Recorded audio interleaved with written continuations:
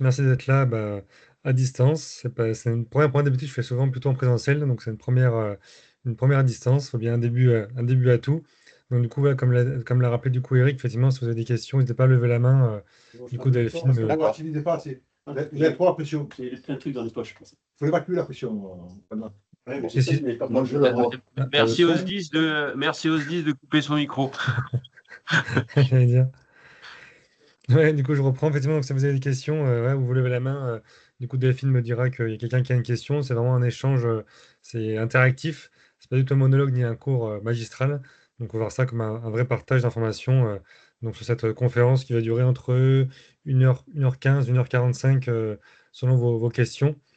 Donc, déjà, pour commencer, mon profil, du coup, qui est un peu atypique. Donc, ça fait effectivement maintenant 10 ans que je suis météorologue indépendant. Donc, j'ai créé effectivement e Service, c'était en 2016. Donc, voilà, ça fait maintenant près de 10 ans.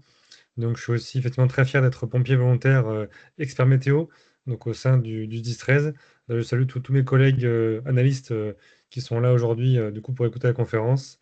Voilà, on a une cellule analyste dans les Bouches-du-Rhône, notamment pour les feux de forêt. Donc, en France, on est un peu les pionniers en matière d'analyse des feux de forêt. Donc, c'est un savoir qui est très important pour analyser comment le feu va se comporter, comment il pourra évoluer. Donc, c'est vraiment un savoir-faire que les Bouches-du-Rhône maintenant, le 10-13 connaît très bien. Et enfin, du coup, je suis aussi conférencier en milieu scolaire et en entreprise. Donc, comme aujourd'hui devant vous, parfois je vais dans les écoles, collèges et lycées pour faire de la prévention, notamment en matière de changement climatique, en matière aussi d'orage, puisque voilà, les orages, c'est quelque chose qui est aussi important dans notre région. Donc, c'est bien de sensibiliser nos plus jeunes à ce risque ainsi au climat qui change.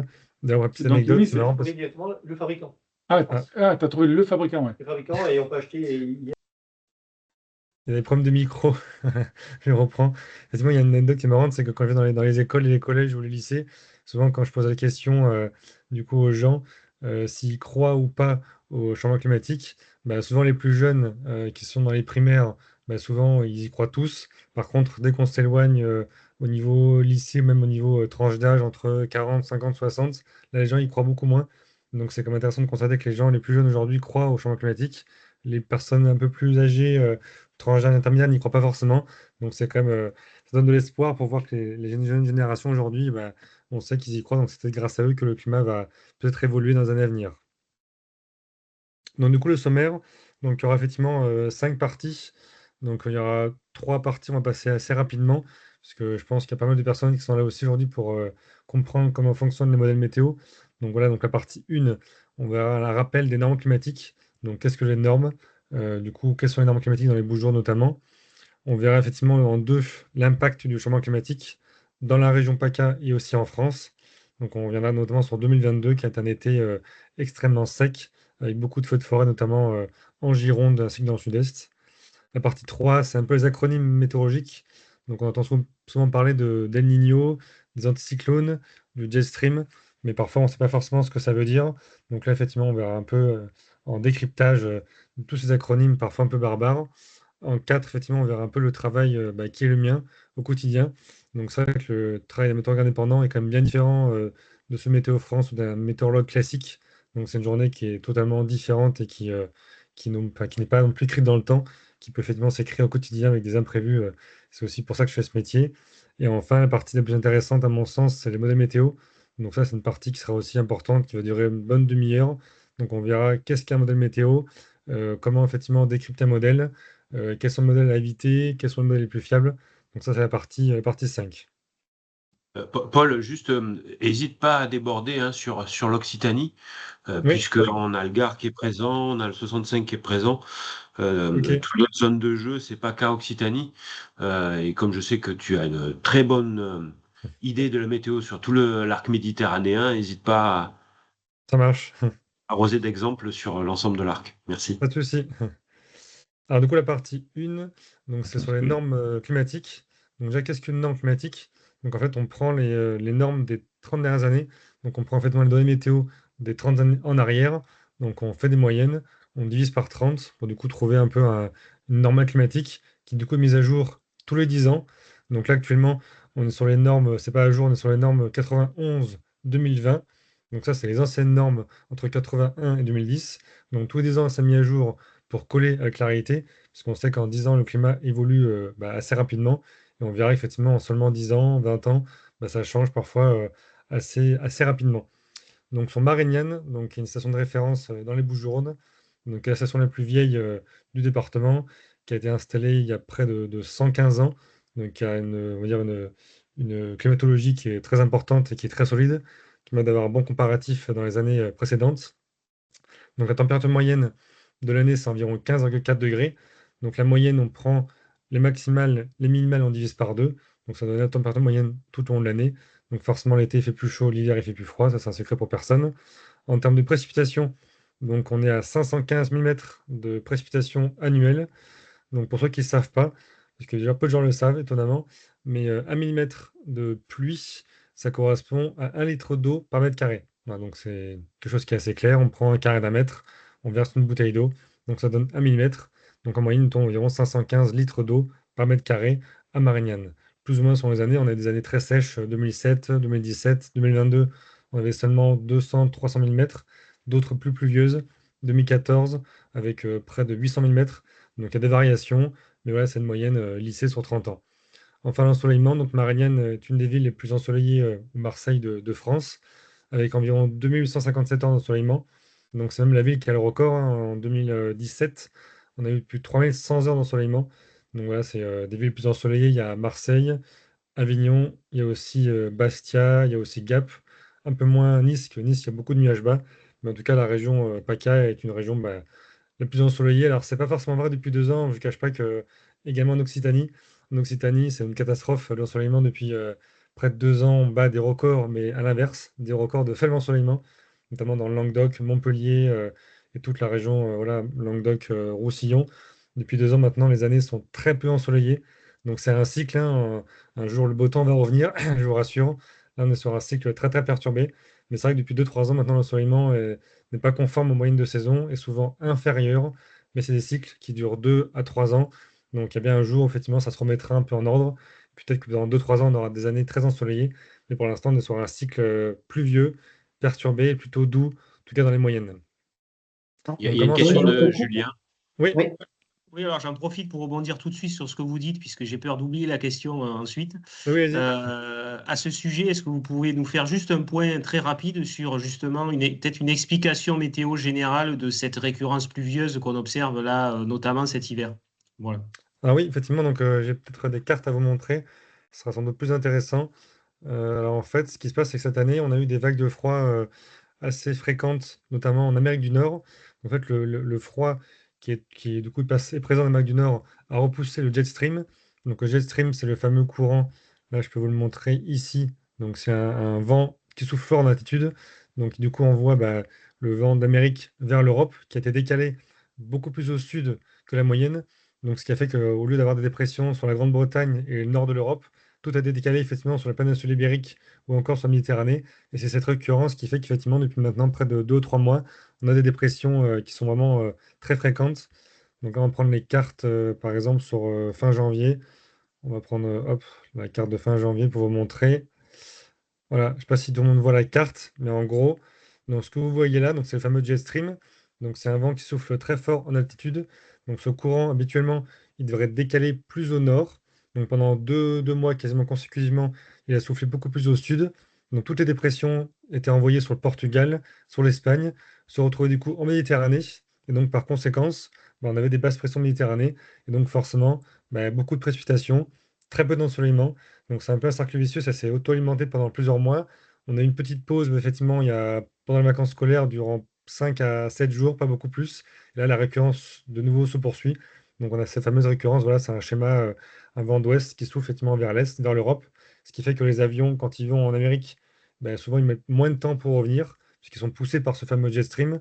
Donc tant que ce vent soufflera dans cette direction et sera décalé au sud, on aura sur cette autoroute des perturbations du coup en direction de la péninsule ibérique, donc de l'Espagne, ainsi que de la région PACA. Donc pour l'instant, tant que ça ne change pas, on aura ces pluies en fait, qui vont être récurrentes pendant encore au moins peut-être une bonne semaine d'instabilité dans la région. Je ne sais pas si ça répond à votre question. Tout à fait, c'est très complet. Alors, si on doit retenir quelque chose, c'est parce qu'en fait, c'est plus bas à cause d'une poussée d'air froid en Amérique, c'est ça? Enfin, Exactement, c'est ça en fait. Vraiment, il y a vraiment il y a eu deux, trois vagues de froid en Amérique qui ont été très puissantes, donc, vraiment, qui ont vraiment poussé le jet stream beaucoup plus au sud sur l'Atlantique. Et donc, effectivement, d'avoir fait cette action-là, bah, ça a dépassé la dépression quasiment 500 bornes plus au sud. Et donc, ça change tout au niveau de la météo locale en fait. super, merci. Avec plaisir. Ce qui est à retenir, c'est qu'il va pas faire beau encore pendant au moins une semaine. C'est ce que tu dis, Paul. Alors là, oui, effectivement, bah là, on aura encore aujourd'hui des averses orageuses, effectivement, sur le Languedoc, PACA, toute la journée de ce mardi. Demain, des éclaircies le soir, nouvelle perturbation. Et ce week-end, on va perdre presque 5 à 8 degrés. Donc, retour de l'air frais, Mistral et Tramontane. Et à partir de la semaine prochaine, ça devrait s'améliorer à partir de mardi prochain. On va retrouver d'autres pressions. Donc, pendant voilà, encore moins une semaine, un temps qui va être instable, du froid, de la douceur, des pluies, des averses, du vent. Donc, il va falloir être patient pour retrouver un peu un temps plus printanier, quoi. Et donc, juste pour finir, à grande échelle, qu'est-ce qui pourrait permettre de sortir de ce schéma, en fait? C'est une poussée anticyclonique forte qui vient d'Afrique ou c'est quoi? Oui, en fait, il faudrait que l'anticyclone des Açores, qui est un peu abonné absent depuis maintenant près de 3 mois, il faudrait qu'il ait une nouvelle poussée. Donc là, je peux montrer ça, c'est les cartes du jour. Donc tout à l'heure, on les verra un peu plus précisément, mais en gros, la France, du coup, est ici. Et en fait, donc l'anticyclone est en retrait sur l'Atlantique et sur les Açores. Il faudrait que, du coup qu'il soit une poussée en direction de l'Europe. Donc c'est ce qui est prévu un peu la semaine prochaine. Donc ça, c'est dans une semaine. On voit les hautes pressions qui reviennent de manière temporaire sur la France. Mais derrière, on voit qu'il y a déjà d'autres dépressions qui viennent glisser. Donc là, on a un schéma un peu qui alterne entre anticyclone et dépression. Et tant qu'on n'a pas d'autres pressions durables, on aura toujours ce temps, effectivement, qui va alterner entre éclaircies, averses, fraîcheur ou douceur. En fait, il n'y a pas de stabilité dans le temps, quoi. Pour une vraie stabilité, il faudrait vraiment que l'anticyclone des Açores revienne durablement. Voilà, comme cette carte-là. Ça, c'est une carte dans 15 jours, ça vaut rien. Mais en gros, si ça se produisait, là, on est vraiment protégé par l'anticyclone des Açores. On a d'autres pressions sur toute l'Europe et une grande partie de la France. Donc, avec cette carte-là, si ça se produisait, bah là, on aurait vraiment un temps calme, sec et très, très doux pendant au moins une bonne semaine, quoi. Mais après, c'est un peu le jeu de la météo. Il y a des récurrences, il y a des cycles qu'on ne comprend pas forcément. Et pour l'instant, on est sur un cycle perturbé et instable, au moins voilà, pendant encore une semaine, voire 10 jours, facile dans la région, quoi. Super, merci. Voilà, de rien. Alors, je reviens sur mon schéma. Il est là. Voilà. Alors, du coup, sur les normes, du coup, donc entre 91 et 2020, donc en seulement effectivement 10 ans, donc elles ont quand même évolué forcément à la hausse. Donc ça, on sait que le climat se réchauffe de manière de plus en plus rapide. Donc on voit que tous les mois de l'année sont concernés par une hausse des températures, certains plus que d'autres. Notamment, effectivement, sur l'été, on a entre 0,8 et 0,6 degrés. Sur janvier également, on a un mois qui se réchauffe assez fortement. Et en moyenne, effectivement, on a gagné quand même un demi-degré en seulement 10 ans. C'est quand même considérable quand on sait que depuis le début du siècle dernier, on avait gagné seulement 1,32 degrés. Donc là, voilà, en fait, en 100 ans, on a gagné 1,3 degré. Et là, en seulement 10 ans, on a gagné un demi-degré. Donc on voit que effectivement, le climat se réchauffe, ça s'accélère. Donc ça a forcément des conséquences sur notre climat. Donc il y a un chiffre que j'aime bien répéter dans les médias, c'est que quand l'atmosphère gagne 1 degré de température, on gagne jusqu'à 10% de précipitations en plus. Donc en fait, physiquement et mécaniquement, plus le climat va se réchauffer et plus les précipitations qui vont tomber dans la région, ou même n'importe où dans le monde, seront plus abondantes qu'auparavant, quoi. Donc même si on a des synoptiques, donc synoptiques, c'est des situations météo qui ressemblent à celles qu'on a eues par le passé, aujourd'hui, il y a 30 ans en arrière, on a eu peut-être 20 millimètres. Aujourd'hui, on a peut-être 30 millimètres parce que du coup, le climat s'est réchauffé. Donc l'atmosphère est très chargée en humidité. Et donc mécaniquement, effectivement, il tombe plus d'eau auparavant qu'avec un climat qui était plus frais, quoi. Donc c'est pour ça qu'aujourd'hui, on bat des records. Pour info, là, la nuit dernière, dans le Var, en seulement 24 heures, on a eu 114 millimètres à hier. Donc en un mois, c'est déjà beaucoup. Encore plus pour un mois de mars. Donc sur hier, en mars, habituellement, il tombe 40 millimètres en un mois. Donc là, on a eu effectivement 3 fois ce qui tombe en un mois de mars en seulement 24 heures. Donc c'est considérable. Donc ça montre bien que effectivement, les épisodes pluvieux exceptionnels sont de moins en moins rares en fait et se multiplient parce que du coup, on a de la chaleur, de la douceur qui est un peu hors saison. Donc, dès qu'il fait un peu trop doux au printemps ou notamment à l'automne, on a derrière souvent des pluies orageuses qui sont vraiment très abondantes, quoi. Donc, du coup, là, en 10 ans, donc on a quand même gagné, alors en moyenne, environ 30 à 40 heures de soleil. Donc même si c'est pas forcément vrai depuis 2 ans, c'est quand même vrai sur un lissage sur 10 ans. En termes de précipitation, il n'y a pas eu trop d'évolution. En fait, ce qui a changé, donc la quantité est toujours la même. Par contre, c'est la répartition qui est différente. C'est-à-dire qu'aujourd'hui, la répartition est quand même assez inégale. Parfois, il ne pleut pas pendant 1 ou 2 ans. Parfois, comme cette année, il pleut beaucoup depuis maintenant 4 mois. Donc, c'est très inégal. Mais en moyenne, il n'y a pas forcément eu beaucoup de changements à ce niveau-là. Et enfin, en termes de jours de vent fort, donc ça, c'est intéressant pour le pompier que je suis et ceux qui sont là aujourd'hui. Donc, le nombre de jours de vent fort a augmenté. Donc à Marignane, on a eu 15 jours de vent fort en plus. Donc on va voir pourquoi. Donc juste après. Donc question du coup, voilà, pourquoi on a plus de Mistral qu'auparavant. Donc là, du coup, il y a une carte. Donc ça, c'est le fameux modèle météo. Donc comment ça se lit? Donc en gros, voilà, dès que ça a des couleurs dans les tons orangés et un peu rouges, donc c'est les fameuses hautes pressions. Donc c'est le fameux anticyclone des Açores qui est ici. Et dès qu'on est dans les tons bleus ou verts, donc c'est les dépressions. Et ce qui se passe, c'est que depuis maintenant, voilà, près de 10, 15 ans, même 20 ans, on a une récurrence d'haute pression sur l'Atlantique, donc qui est ici, une récurrence de basse pression de plus en plus fréquente effectivement, dans le golfe de Gênes. Et donc, en fait, le vent commence à se former. Donc le vent, c'est une différence de pression. Donc là, on a une dépression à environ 1005 hectopascales, ici 1030. Donc on a une différence de pression qui est importante. Et comme la nature a horreur du vide, elle compense par du vent. Donc dès qu'il y a une différence de pression importante entre deux points donnés sur une carte, on aura forcément un écoulement qui va se créer, donc du vent. Et en fait, ce schéma se reproduit de plus en plus souvent. Et c'est pour ça qu'aujourd'hui, on a du Mistral qui est plus fréquent qu'auparavant, parce que l'anticyclone remonte plus qu'auparavant sur l'Atlantique. Et à l'inverse, ces dépressions sont plus fréquentes entre le golfe du Lion et le golfe de Gênes. Et donc, on a souvent ces différences marquées qui créent du Mistral. Alors, cette année, pareil, c'est pas vrai parce que cette année, le Mistral est très très discret depuis maintenant près de 4 à 5 mois. Mais on a eu beaucoup de Mistral en 2022, 2023. Donc, c'est vrai qu'en moyenne, en tout cas, le nombre de jours de vent fort se renforce année après année. Je sais pas s'il y a des questions par rapport à ça. Oui, moi j'en ai une, bon, c'est sur une région un peu particulière, c'est les hauts cantons de l'Hérault, donc bon, c'est toujours l'Occitanie, bien sûr, hein. Oui. Moi j'ai pu remarquer que ces dernières années, il y avait beaucoup plus de vent en altitude dans des zones où habituellement il n'y avait pas de Mistral. Est-ce que vous avez une explication là-dessus ou pas? Donc, Ah oui, oui, en fait, si vous voulez, il y a un peu deux types de vent. Donc, il y a le fameux, effectivement, le Mistral. Il y a aussi le Mistral noir. Donc, le Mistral noir, c'est quand le vent ne dégage pas le ciel, parce qu'il souffle effectivement trop bas en altitude. Et il y a aussi, effectivement, ce qu'on appelle les rafales déferlantes. Donc, il y a des fois, il y a des situations, quand on a des dépressions, c'est arrivé notamment en janvier, qui circulent plus sur la Grande-Bretagne. Donc, on a des tempêtes qui ont été fréquentes cet hiver. Et en fait, du coup, ça crée des rafales par déferlement. En fait, ces rafales ont tendance à accélérer sur les reliefs et du coup à ralentir en descendant du coup les massifs. Donc ça a des rafales déferlantes et ces rafales effectivement soufflent souvent beaucoup plus fortement sur les reliefs, typiquement sur les Alpes du Sud, entre effectivement les Alpes-Maritimes ou les 04 ou encore effectivement le Haut-Languedoc.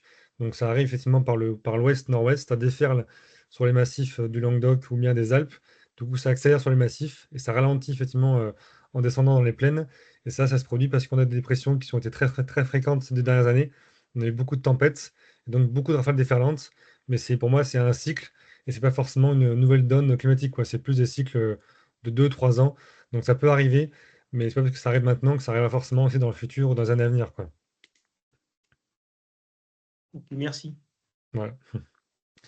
D'autres questions sur ce qu'on a abordé? Non. Clair.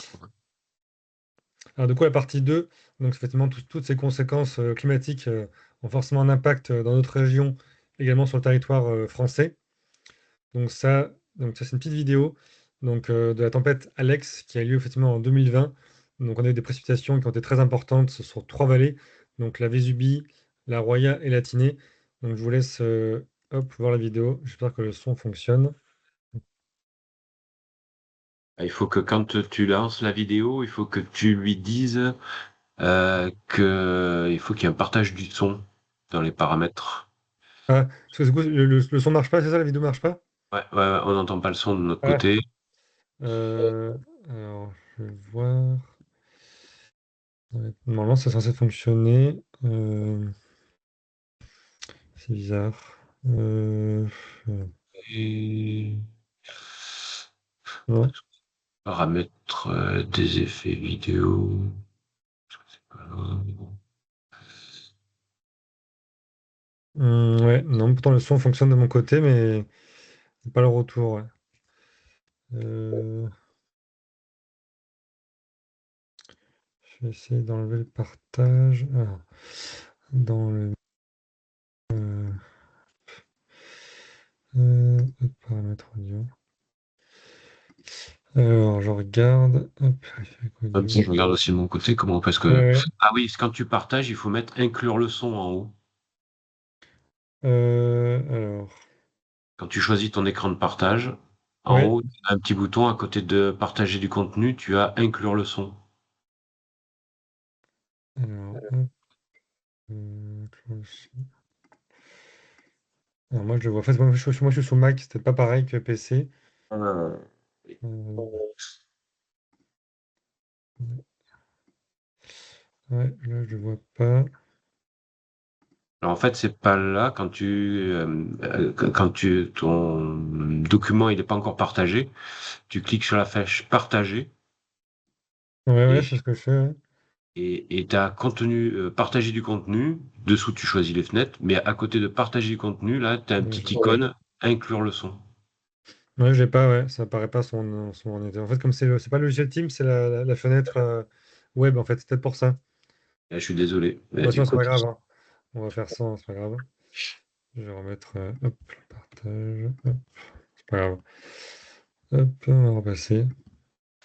Bon, voilà, donc en gros, effectivement, on voit que bah, sur la vidéo, il y a des instructions effectivement massives, hein, je peux le commenter là. Donc, effectivement, le avant-après. Donc, avant des dégâts, effectivement, en fait, le paysage a été vraiment refondé un peu à jamais.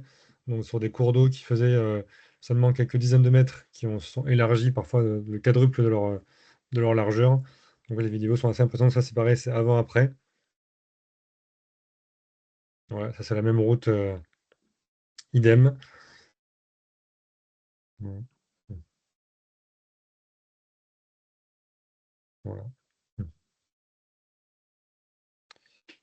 Voilà. Alors du coup, il y a une autre vidéo qui est aussi intéressante. Donc ça, du coup, ça s'appelle une crue éclair.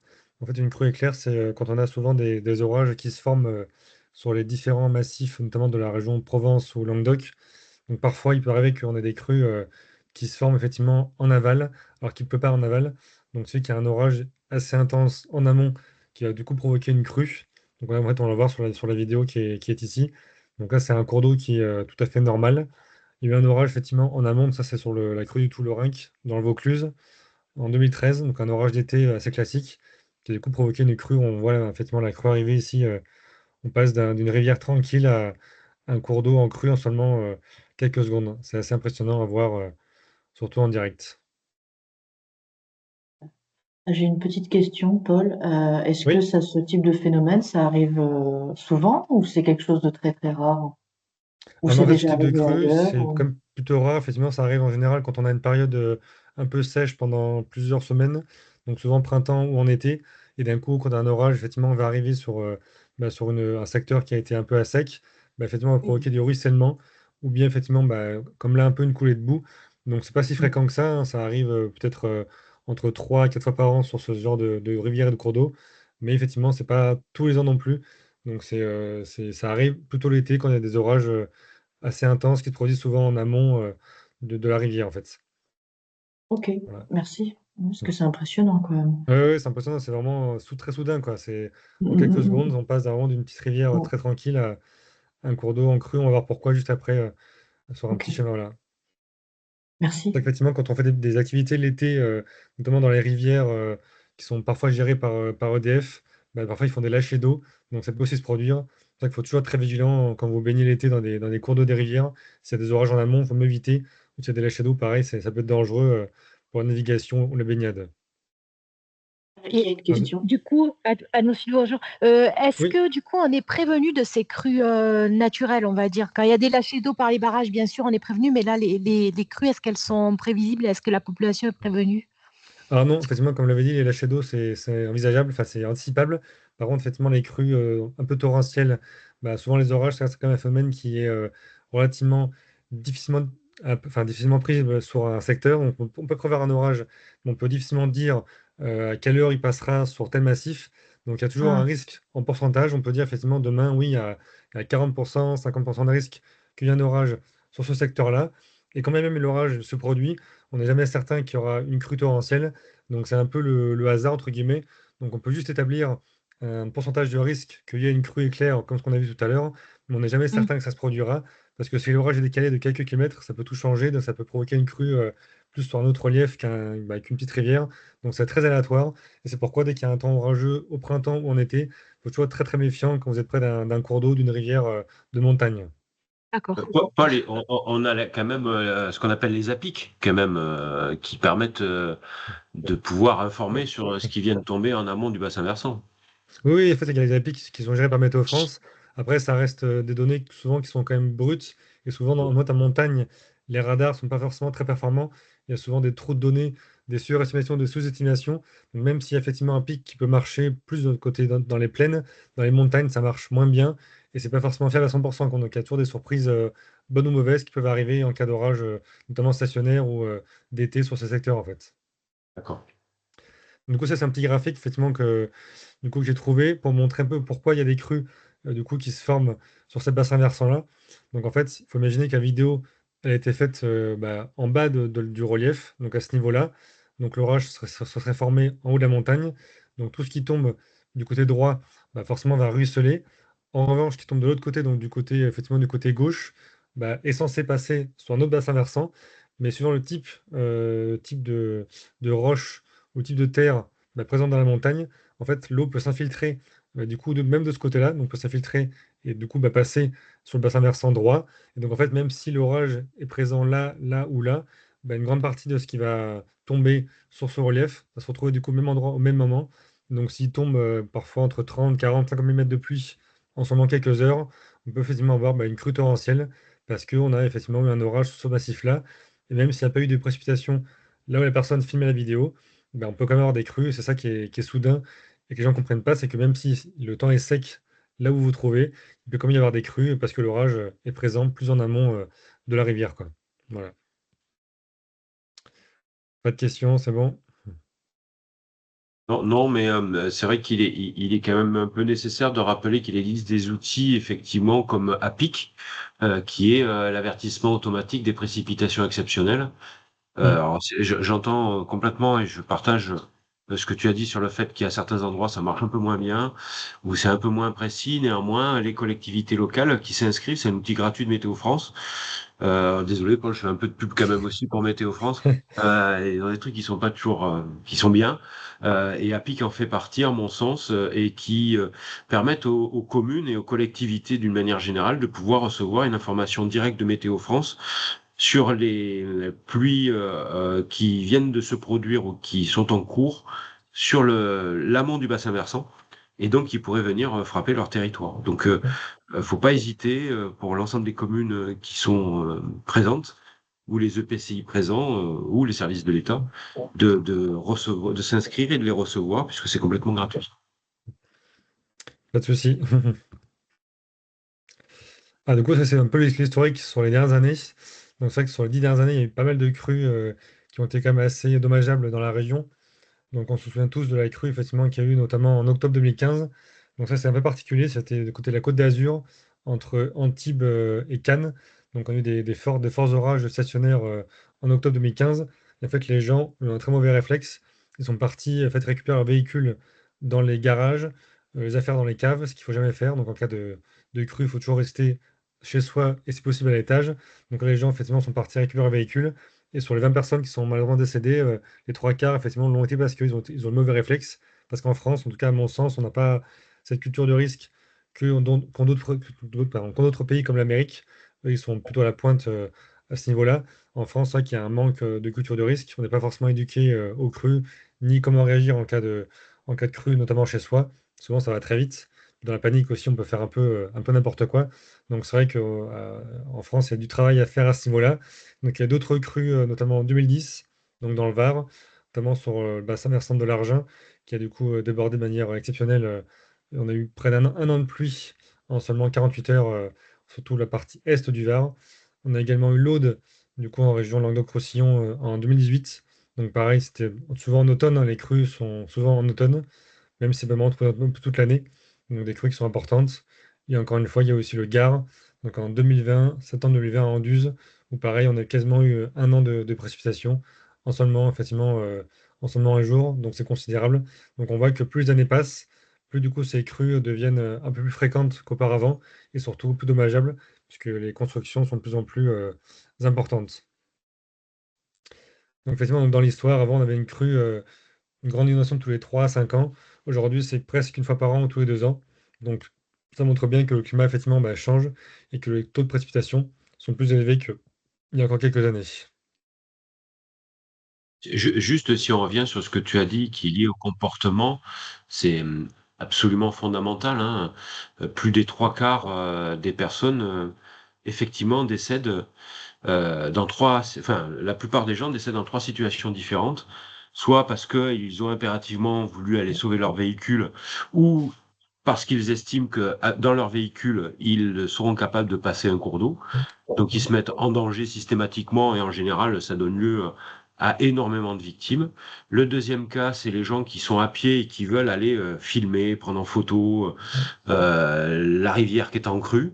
Et le dernier cas, qui est finalement le plus rare, c'est à peu près moins de 10%, sont des gens qui sont décédés dans leur logement par le fait que la lame d'eau aurait traversé leur logement. Et je partage tout à fait ce que tu dis en termes de comportement. Quand on regarde les inondations qui ont eu lieu en Espagne, qui ont été dramatiques, eh ben même en Espagne, on a respecté, même si c'est pas très bien de le dire ainsi, mais on a respecté un peu cette répartition-là. Il faut savoir que depuis 2022, dans le monde, hein, c'est plus de 7300 victimes des inondations quand même, dont Oui, la effectivement, très grande c'est beaucoup. Ouais. majorité aurait pu être évitée. Et oui, bah, typiquement, on avait même eu, je crois, des victimes l'année dernière au mois de mars. C'était dans le Gard. Pareil, des personnes qui ont voulu traverser des passages à Oui. gué. Et ça, c'est vrai que les gens, dès qu'ils ont des 4x4, ils se croient un peu supérieurs. Malheureusement, c'est pas le cas. On sait que dès qu'il y a 50 cm d'eau, ça peut suffire à déstabiliser un véhicule. Donc souvent, les gens sous-estiment le risque. Et donc effectivement, tous les passages à gué sont forcément dangereux quand il pleut. Donc c'est vrai que même au mois de mars, maintenant, il y a des victimes à cause d'inondations, ce qu'on ne voyait pas forcément encore il y a une dizaine d'années, quoi. Oui, tout à fait, c'est le cas, effectivement, pour les victimes du mois de mars de l'année dernière. Ah, du coup, c'est une carte aussi qui est intéressante. En fait, à gauche, du coup, c'est une carte d'Evelyne Delia, du coup, qui avait fait des prévisions sur les températures qu'on aurait en 2050. Donc, c'est une carte à gauche de 2019. Et en fait, ils se sont rendus compte que le climat bah, se réchauffait plus rapidement que ce qui était prévu. Donc, à droite, c'est la même carte qui a été mise à jour en 2022 pour 2050. Et on voit qu'effectivement, bah, entre les deux cartes, il y a quand même une grande différence. Donc, on voit qu'effectivement, alors ça, c'est pas forcément tous les jours en 2050, et heureusement, mais c'est ce qui pourrait arriver, en tout cas, à minima en été, d'ici, bah, du coup, maintenant, moins de 25 ans, hein. Donc, c'est quand même demain. Donc, on va avoir des températures qui frôleraient les 50 degrés, du coup, dans le Gard, notamment, pendant les pics caniculaires. Plus ou moins 40-45 sur une grande partie de la France. Alors, il y a un territoire qui résiste un peu plus à la Bretagne, où le nord, effectivement, on n'aurait que 37, entre guillemets.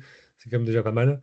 Donc, ça, c'est des projections, c'est pas forcément ce qui arrivera au degré près, mais ça montre bien que, effectivement, dans 25 ans, le climat aura déjà bien changé. Et l'hiver qu'on a vécu bah, cette année, qui est un hiver au final plutôt doux par rapport à la moyenne, avec quand même deux coups de froid importants, notamment en janvier et en novembre, bah, pourrait paraître très froid dans 25 ans. Donc ça qui est marrant, c'est qu'aujourd'hui, on a un hiver qui était en moyenne plus doux, d'environ 1,5 degré. Bah, dans 25 ans, cet hiver pourrait paraître bah, très froid, parce que du coup, le climat se réchauffe, et donc forcément, les comparatifs vont changer. Donc les vagues de froid du siècle dernier aujourd'hui deviennent impossibles. Donc effectivement, on voit que maintenant les hivers deviennent de plus en plus doux, malgré le fait qu'on ait quelques petits coups de froid de temps en temps, quoi. Il y a deux choses qu'on voit hein, sur cette infographie. Certes, la carte évolue, par contre, Evelyne Delia, elle bouge pas, elle. C'est vrai, ouais. C'est vrai, c'est vrai. Bonne remarque. Alors, du coup, c'est une vidéo, le problème, comme il n'y a pas le son, vous n'aurez pas le son de la vidéo.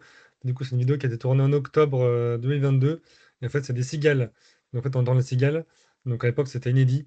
Les cigales, en général, ça commence mi-juin jusqu'à fin août. Donc, on n'avait jamais entendu de cigales en octobre. C'était une première dans l'histoire, effectivement, bah, de la région. Parce qu'effectivement, la chaleur était importante en 2022. Les gens se baignaient encore à la Toussaint. C'était un peu la folie. Donc, du coup, la nature est aussi un peu perdue comme nous. Donc on a des cigales effectivement en panne automne, ce qui n'était jamais arrivé en 2022 et qui sera forcément amené à se reproduire dans les années futures.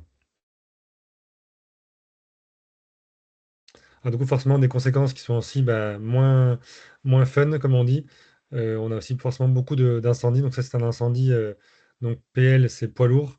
Donc c'est un poids lourd qui avait pris feu sur la 7 en 2023. Donc c'est ça qu'on voit que l'été, le moindre départ de feu, quand la végétation est sèche, peut conduire à un incendie parfois catastrophique. Donc que ce soit les feux de véhicules, notamment en termes de statistiques, ce qui est intéressant, c'est que les gens, en tout cas, ont conscience et le savent qu'effectivement, certes, c'est vrai, de la pyromanie, mais c'est pas la majorité.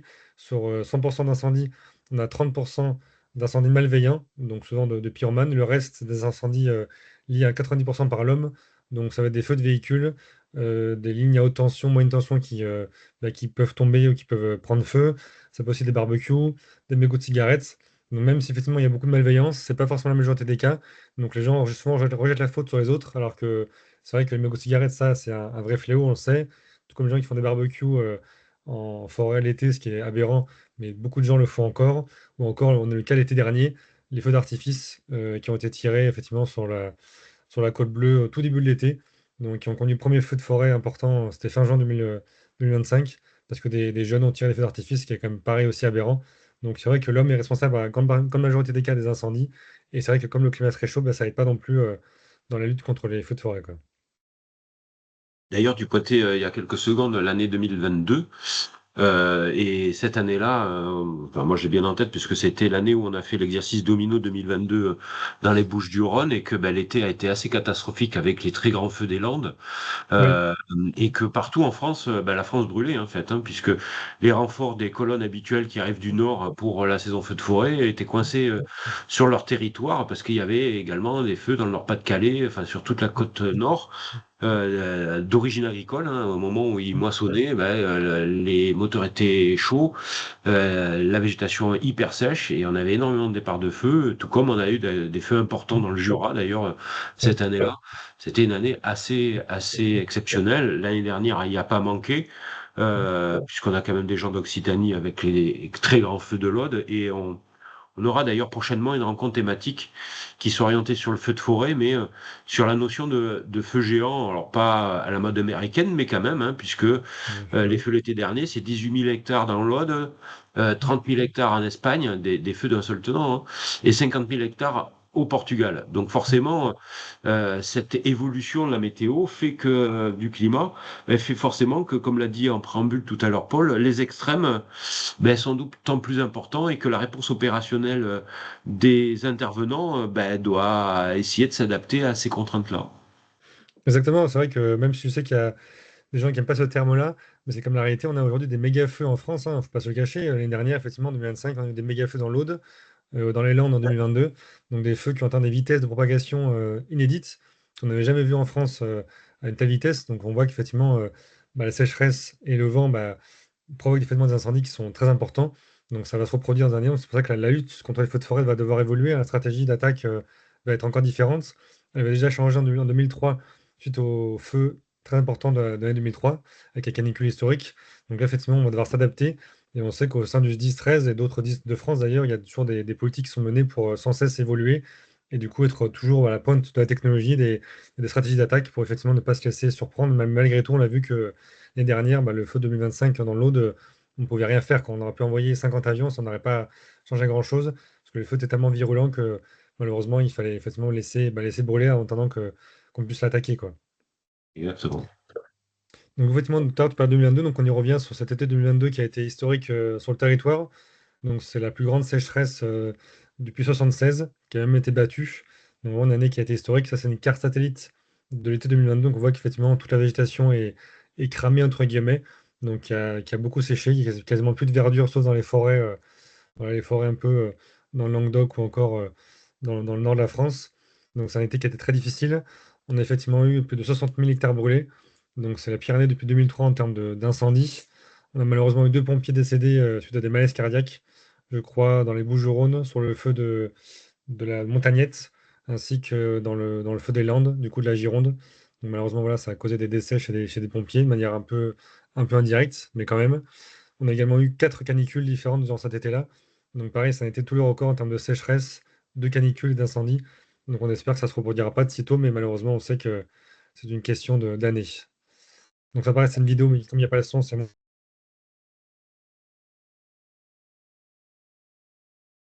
Ça, c'est à la thèse de bûche, du côté de la dune du Pilat, pas très loin. Donc voilà, il y a eu des incendies, on voit que la fumée est partout. Et à la fin de la vidéo, on voit effectivement des pompiers qui sont pris dans le feu. Voilà, ils naviguent, enfin, ils essayent de sortir de l'incendie. On voit que c'est vraiment très compliqué. Donc, situation vraiment assez incroyable. Voilà.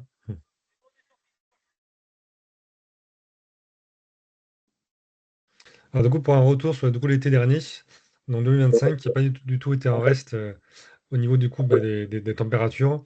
Donc, à l'échelle nationale, on a le troisième été le plus chaud qu'on ait jamais connu. Donc, avec environ 2 degrés de plus par rapport aux moyennes, ce qui est quand même déjà pas mal. 2003 reste effectivement devant. Du coup, 2022 qui est deuxième. On voit maintenant que chaque été qui passe quasiment est dans le top 3 des étés les plus chauds. Donc ça, pareil, ça sera amené à se reproduire dans les années futures. Donc voilà, le feu de l'Aude, donc 17 000 hectares brûlés, voilà, c'est une estimation. Donc un des plus grands feux qu'on ait pu connaître sur le territoire. Alors pareil au niveau des précipitations, donc pareil, on était quand même assez sec, avec environ 15% de déficit, et parfois plus de 50% en sud de la France, notamment effectivement dans les Bouches-du-Rhône, le Var, le Vaucluse, on a eu un été quand même qui était assez sec. Pourtant, on a eu un printemps qui avait été pluvieux, il faut s'en souvenir que mars 2025 était le mois de mars le plus pluvieux de l'histoire dans les Bouches-du-Rhône, donc comme quoi ça peut vite s'inverser. Donc on a eu un printemps très pluvieux, mais une canicule qui a débuté en juin de manière assez précoce, du coup qui a rebattu les cartes, donc on a effectivement une sécheresse qui s'est installée en surface de manière très rapide en juin 2025. Donc derrière, effectivement, les feux ont commencé de manière très rapide. Donc même si on a des printemps pluvieux, ben, c'est pas pour ça qu'on n'aura pas de feu l'été suivant, quoi. Aujourd'hui, ça veut rien dire. Même si en profondeur, la sécheresse n'est pas là. Cette année, effectivement, la sécheresse profonde, il y a peu de chances qu'on en ait. C'est plutôt une bonne chose. Mais en surface, ça peut quand même vite évoluer. Une canicule qui arrive de manière précoce peut vite rebattre les cartes de manière effectivement défavorable pour les pompiers. Et si on prend le Notamment cas de l'Aude, qui a eu des gros feux l'été dernier, qui n'a pas vu presque une goutte d'eau toute l'année dernière, et là, ils en ont beaucoup trop, quoi. Oui, oui, oui, c'est vrai que dans le département de l'Aude, effectivement, des Pyrénées-Orientales, ils ont vécu une sécheresse historique depuis 3 ans et demi. Donc, ils voyaient quasiment plus une goutte de pluie pendant des mois. Là, ça fait maintenant plus de 4 mois que ça a vraiment changé radicalement. Donc là, c'est vrai que c'est un peu des cycles, encore une fois, de sécheresse, de fortes pluies. Là, je crois que sur Béziers ou le secteur, il est tombé quasiment un an de pluie en seulement 4 mois. Donc c'est bien, c'est une bonne nouvelle. Mais du coup, il y a comme une inondation. Donc c'est vrai que c'est trop, trop d'un coup, quoi. Il n'y a plus de juste milieu. Soit c'est trop peu, soit c'est beaucoup trop. Et c'est vrai que du coup, ça provoque des complications. Quand c'est sec, des incendies. Quand c'est trop plu, des inondations. On n'arrive plus avoir de juste milieu. Et c'est vrai que c'est un problème de notre nouveau climat de 2026, quoi. Donc ça, c'est pour le bilan de l'été 2025. Donc en PACA, notamment dans les Bouches-du-Rhône, on a eu un passage orageux assez marqué en juillet. Notamment, c'était la nuit. On a eu à peu près 2 semaines de pluie en seulement une nuit. C'était un gros orage qui a traversé toute la région Languedoc, Vallée du Rhône, jusqu'au Var, aux Alpes-Maritimes. Et à nouveau pour la rentrée scolaire. Donc, il faut se rappeler que la rentrée scolaire avait été décalée dans les Bouches-du-Rhône et le Var en raison des orages du coup, qui sont produits ce jour-là. Donc, pour la petite histoire, j'avais été en lien directement avec le préfet, M. Leclerc à l'époque, du coup, qui avait consulté mon entreprise pour prendre sa décision. Donc voilà, c'est un peu en coulisses, il se passe beaucoup de choses. C'était pareil pour le fameux Classico, si vous vous en souvenez, le Classico MPSG, pareil, qui a été reporté au lendemain suite à des gros orages, le 21 septembre. Donc encore une fois, le préfet avait demandé l'avis de Météo France, l'avis effectivement de mon entreprise aussi, pour prendre sa décision. Donc on voit qu'effectivement aujourd'hui, même les préfets, donc les plus hautes autorités de l'État dans les départements, bah, sont conscients que la météo est un vrai enjeu et ils prennent comme leurs avis un peu partout. Donc c'est bien de voir qu'il y a des comparatifs qui sont faits et que bon, on a une pluralité d'avis qui font qu'on a derrière des bonnes décisions qui sont prises en général, quoi. Donc, par exemple, l'ensoleillement a été excédentaire d'environ 7%. Et le mois de juin aussi était très chaud, parce que c'est le troisième mois de juin le plus chaud de l'histoire. Et pareil sur août, en cinquième position, hein. Ah, du coup, pareil, en septembre, on a eu des gros orages de grêle. Donc, du coup, c'était à Gap. Moi, du coup, comme souvent, quand il y a des orages, je pars un peu en chasse à l'orage. C'est une autre de mes passions. Donc, j'avais pu intercepter un orage, effectivement, très marquant à Gap. On voit à droite, ça, c'est la cellule orageuse. Donc, la couleur blanche, ça traduit la présence de grêle. Donc, souvent, quand on voit un rideau blanc, c'est qu'il y a la grêle qui est dessous. Et là, à gauche, du coup, c'est centre-ville de Gap. Donc, ouais, effectivement, tout le blanc, c'est pas la neige, hein, c'est des grêlons qui sont petits, mais en grande quantité. Effectivement, on avait ce jour-là un confinement d'air important. On avait les températures qui étaient 30-32 degrés la veille. Le lendemain, il faisait plus de 15. Donc forcément, un conflit thermique important et donc un orage de grêle assez violent ce jour-là à Gap. Du coup, ça, c'est des chiffres du coup, qui plairaient pas beaucoup à Monsieur Trump, hein, le plus grand climato-sceptique de la planète actuellement. Donc ça, c'est des chiffres qui sont du coup ils sont indéniables. Donc, c'est les taux de CO2 dans l'atmosphère, donc qui est mesuré du coup à Mauna Loa. Donc, quand on mesure ça en ppm, donc ppm, c'est partie par million. Donc, le graphique du haut, c'est sur 800 000 ans. On voit qu'effectivement, que oui, il y a toujours des variations dans le taux de CO2 depuis maintenant près de 800 000 ans, ça c'est vrai. Il y a toujours des hausses et des baisses. En revanche, depuis maintenant près de 80, enfin 50-80 ans, bah, la hausse s'est accélérée. Donc on le voit très bien ici. Et ça, du coup, c'est le même graphique, mais qui est zoomé sur environ 70 ans. Et on voit effectivement que pareil, la hausse ne se ralentit pas. Et donc, effectivement, pour l'instant, même si l'homme fait des efforts selon certains pays pour réduire ses émissions de gaz à effet de serre, bah, c'est insuffisant, puisque effectivement, on voit que en termes de concentration de CO2 et de mesure des ppm, ça continue d'augmenter. Et pour l'instant, il n'y a pas forcément de bonnes nouvelles politiques ou économiques qui pourraient faire qu'effectivement que le graphique s'inverse. Et encore moins, effectivement, avec la guerre aujourd'hui, on sait que bah, le pétrole, ça pollue et que tous les bombardements bah, forcément créent de la pollution. C'est pas prêt de s'arranger dans les années à venir en matière de changement climatique, quoi. Ouais, ça c'est pareil, effectivement, on voit que les mesures de ppm n'ont fait qu'augmenter année après année. Donc on a presque entre 20 et 30% de plus sur 30 ans. Donc c'est considérable. Et pour l'instant, le graphique continue d'augmenter.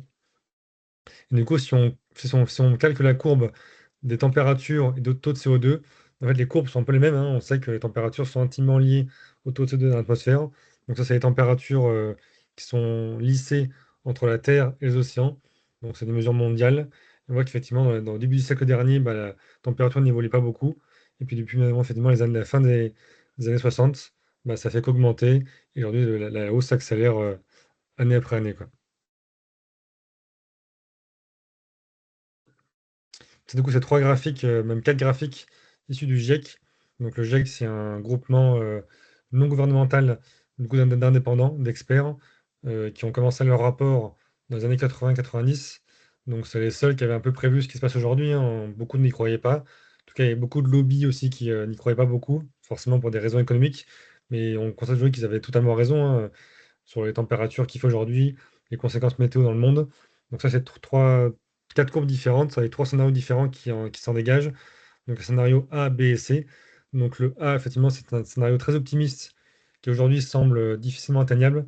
Donc limité à 2,3 degrés jusqu'à la fin du siècle, ça semble compliqué, voire impossible. Scénario B, c'est assez intermédiaire. Donc c'est dans le cas que effectivement, les efforts sont peu importants.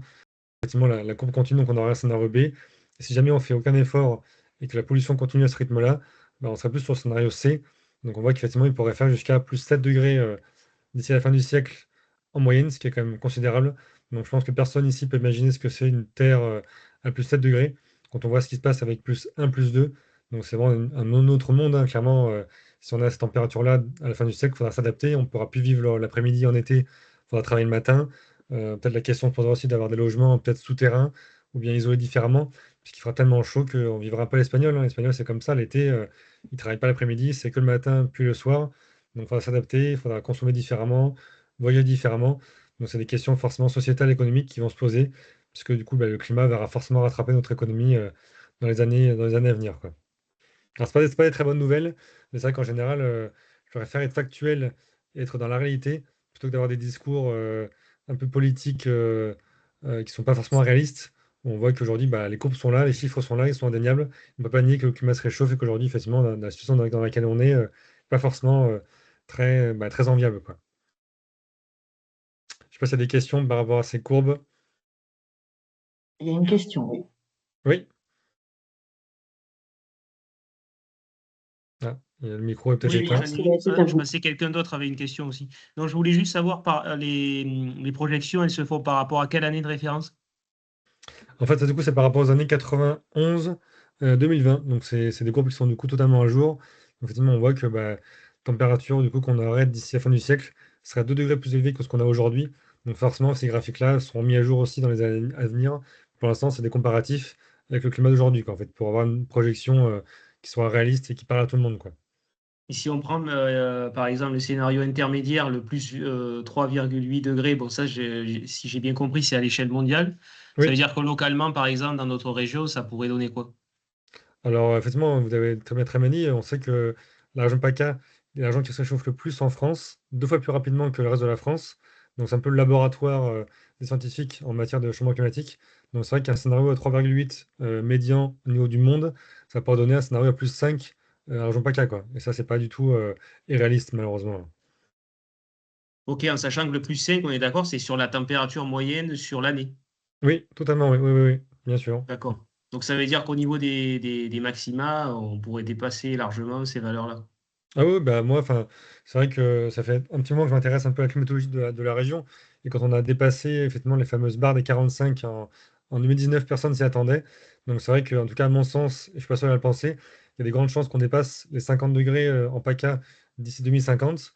Donc c'est vrai qu'à la fin du siècle, on pourrait largement dépasser 50 degrés et se rapprocher peut-être des 53, 54. Il y a comme des mythes physiques qu'on ne pourra pas dépasser. Mais on sait qu'effectivement, bah, plus ça va passer, dès qu'on va passer à la moitié du siècle, on a des températures qui seront vraiment des températures dignes de l'Andalousie en PACA chaque été, c'est presque une certitude malheureusement. Du coup, il y avait une autre question, je crois. Non, c'est bon. Je Non, c'est pense bon? qu'il n'y en a pas. S'il y a d'autres questions, c'est le moment. Bon. Alors, du coup, on va avancer. Donc, en fait, moi, il y avait 35% de plus, effectivement, en 220 ans. Donc, une forte augmentation des taux de CO2. Donc, ça, tout à l'heure, on l'a dit. Du coup, la partie 3 du coup, sur les acronymes météo. Donc, c'est aussi intéressant parce qu'on entend beaucoup de choses, souvent à la télévision, dans les JT, sans forcément apprendre les termes exacts. Tout à l'heure, voilà, on l'a vu, le fameux jet stream. Donc, c'est le fameux, effectivement, vent en attitude. Donc, il souffle de l'Amérique vers l'Europe à des vitesses importantes, hein, souvent entre 300 et 400 km/h. Donc, c'est très important. Ça amène effectivement les précipitations du côté de la France, les tempêtes, souvent en automne et en hiver. Donc, c'est le fameux rail, voilà, on a ce fameux rail océanique.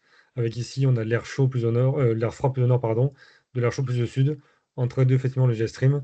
Donc, des pressions qui, comme une autoroute, qui arrivent jusqu'à nous. Donc ça, c'était en 2023, la tempête Kiran. Donc, effectivement, c'est un vent qui a un rôle majeur dans la régulation effectivement, thermique, notamment de l'Europe et même au niveau du monde entier, quoi.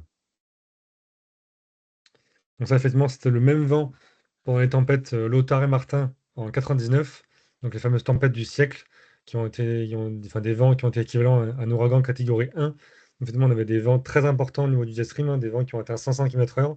Donc, effectivement, les tempêtes qui se sont formées ont été des tempêtes explosives, donc qui ont eu un creusement très important, donc qui se sont creusées en termes de pression assez rapidement.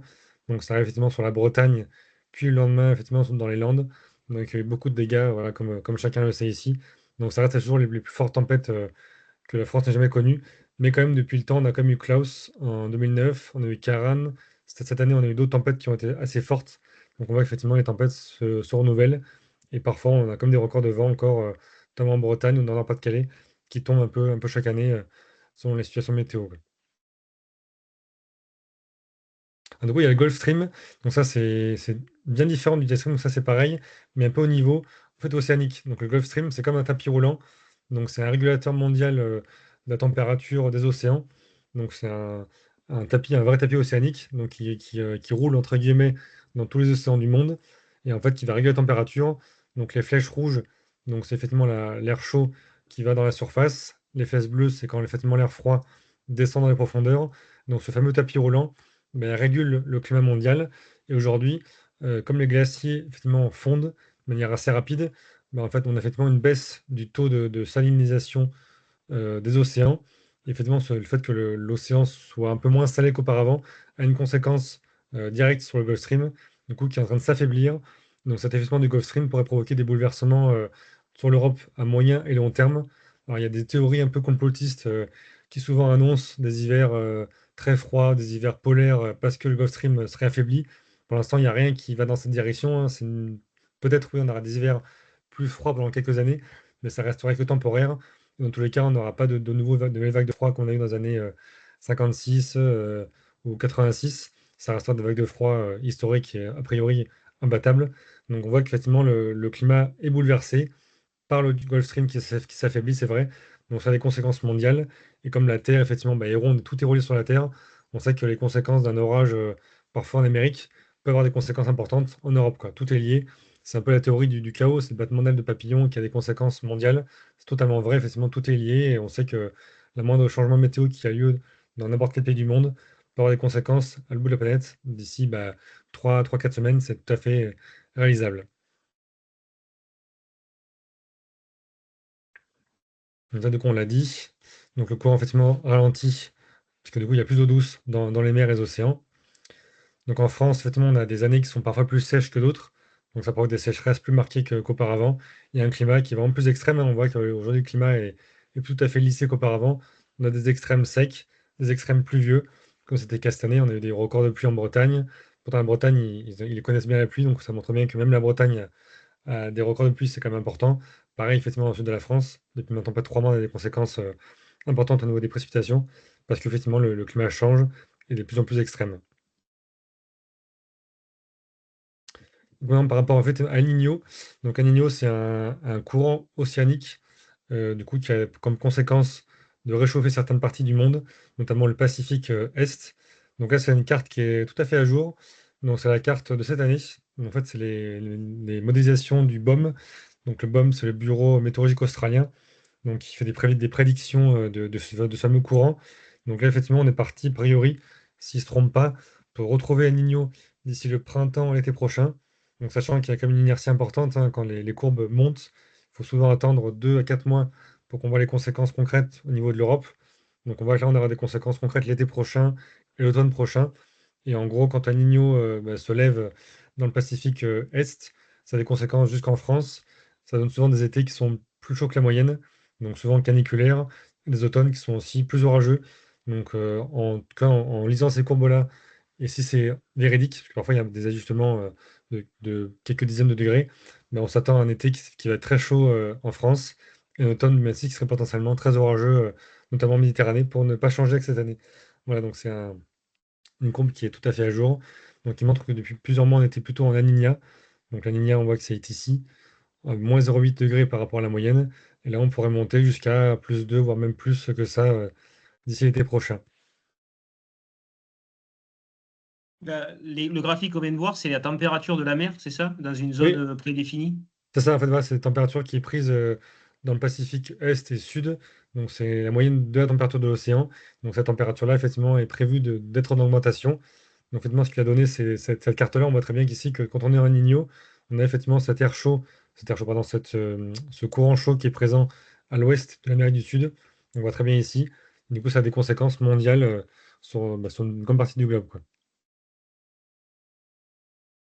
D'autres questions par rapport à ça, peut-être? Non? Et oui, ça a l'air bon.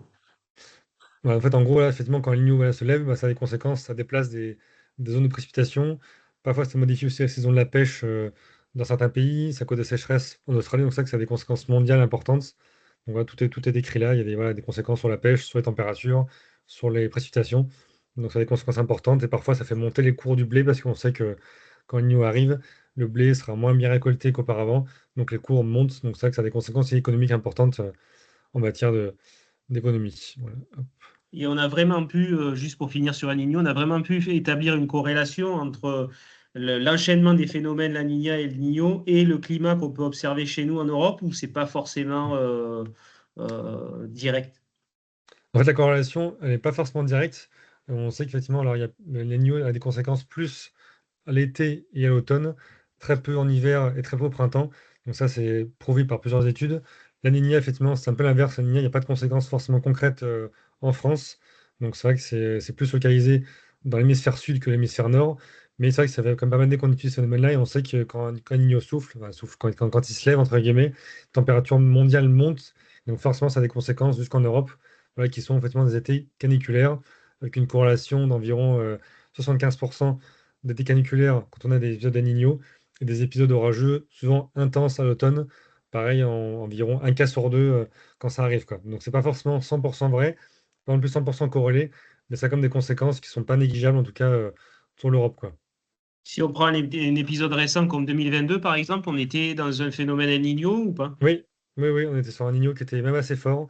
Donc on voit qu'effectivement, ça a eu des conséquences d'avoir un été qui a été très très chaud, très sec, et effectivement plutôt peu pluvieux. Donc effectivement, alors c'est pas pour ça qu'on aura forcément ça cette année, c'est pas parce qu'on a eu ça en 2022 qu'on aura ça cette année, mais ça a des conséquences. On sait il y a des risques plus importants qu'on a un été sec et un automne orageux que si on avait un épisode neutre ou Niña, quoi, en fait. Voilà, c'est comme ça qu'il faut le voir, quoi.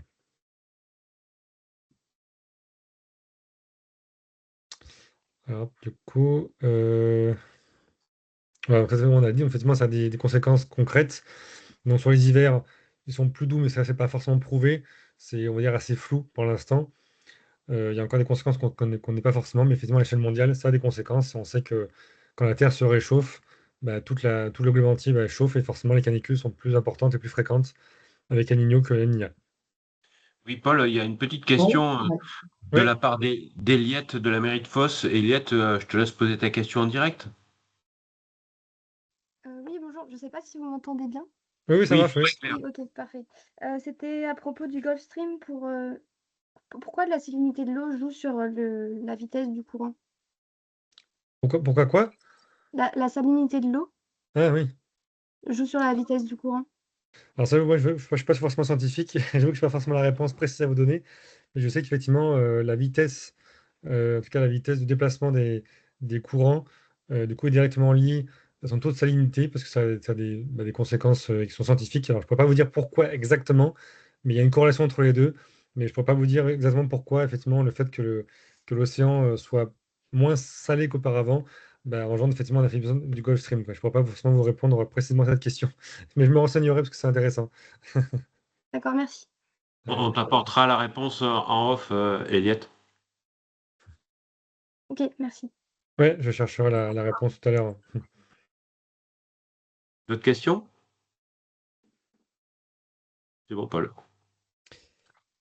Du coup, la partie 4, donc c'est un peu sur la journée type, du coup, d'un metteur indépendant. Donc, effectivement, comment se déroulent mes journées.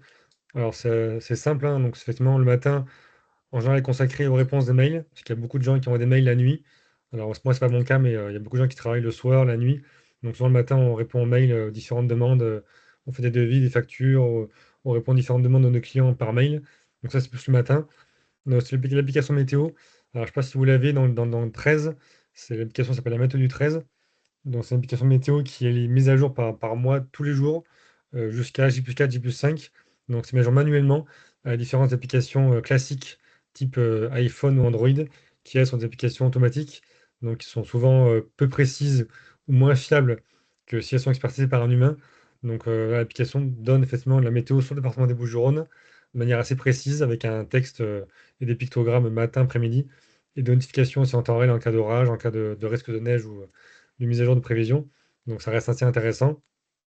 Pareil, il y a aussi un gros travail sur les réseaux sociaux. Il faut savoir que moi j'ai 4 pages météo, la météo du 13, avec 150 000 personnes. Météo Alpe d'Urance, c'est 0405. Il y a aussi Météo Service, donc il y a pas mal de réseaux sociaux à mettre à jour. Donc ça prend beaucoup de temps. Il y a aussi un travail de modération qui est important. Il faut savoir que l'été dernier a été très chaud. Et plus il fait chaud, et bizarrement, plus les gens sont sceptiques. Donc c'est vrai qu'il y a beaucoup de commentaires déplacés, des messages insultants, même menaçants. Voilà, on a été menacés parce que, soi-disant, quand il fait chaud, bah, c'est déjà arrivé par le passé. Donc les gens bah, nous disent, voilà, vous êtes manipulés par le gouvernement, voilà, c'est des prétextes pour mettre des taxes. Donc ça, on voit beaucoup de choses comme ça, malheureusement, c'est de plus en plus vrai. Les gens ont une vraie défiance aujourd'hui des gens, des experts, des scientifiques. Ils s'improvisent experts en guerre quand il y a des guerres, ils sont experts en climat, donc tous les jours ils sont experts différents. Malheureusement, notre travail du coup est très bafoué, on va dire, avec une méconnaissance de notre travail. Et donc, effectivement, beaucoup de commentaires déplacés ou insultants. Donc, c'est beaucoup de modération pour supprimer les commentaires, bannir les gens et mettre un peu d'ordre sur les pages.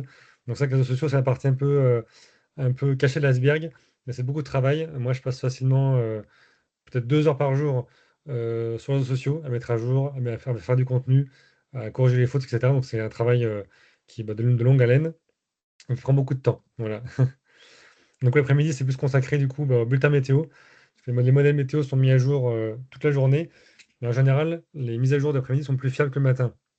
Donc par exemple, pour ceux qui connaissent, tout à l'heure on le verra, il y a pour ceux qui connaissent GFS par exemple ou CEP, donc des modèles météo qui sont américains et européens, donc sont mis à jour facilement dans la journée. Et souvent les mesures d'après-midi sont plus fiables que le matin.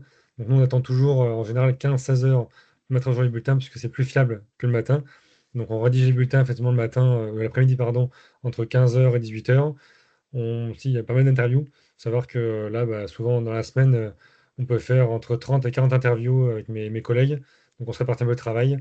Ce matin, j'étais sur BFM Toulon-Var. Tout à l'heure, je serai sur M6. Donc, c'est vrai que c'est beaucoup de travail aussi, de planifier des interviews. Il faut avoir du temps libre pour faire ça. Donc, ça prend pas mal de temps. Et enfin, on leur répond aussi aux appels des clients. Donc, c'est vrai que c'est un travail qui est chaque jour différent. Et c'est aussi ce qui est intéressant, c'est qu'il n'y a pas de journée type, quoi. Donc tout pareil, il y a des imprévus, donc forcément, une journée n'est pas forcément même que la veille. Donc si un feu se déclenche, du moment où on est l'été, il y a un feu qui se déclenche, bah là, il faut faire des prévisions météo bah, pour le 10-13 par exemple.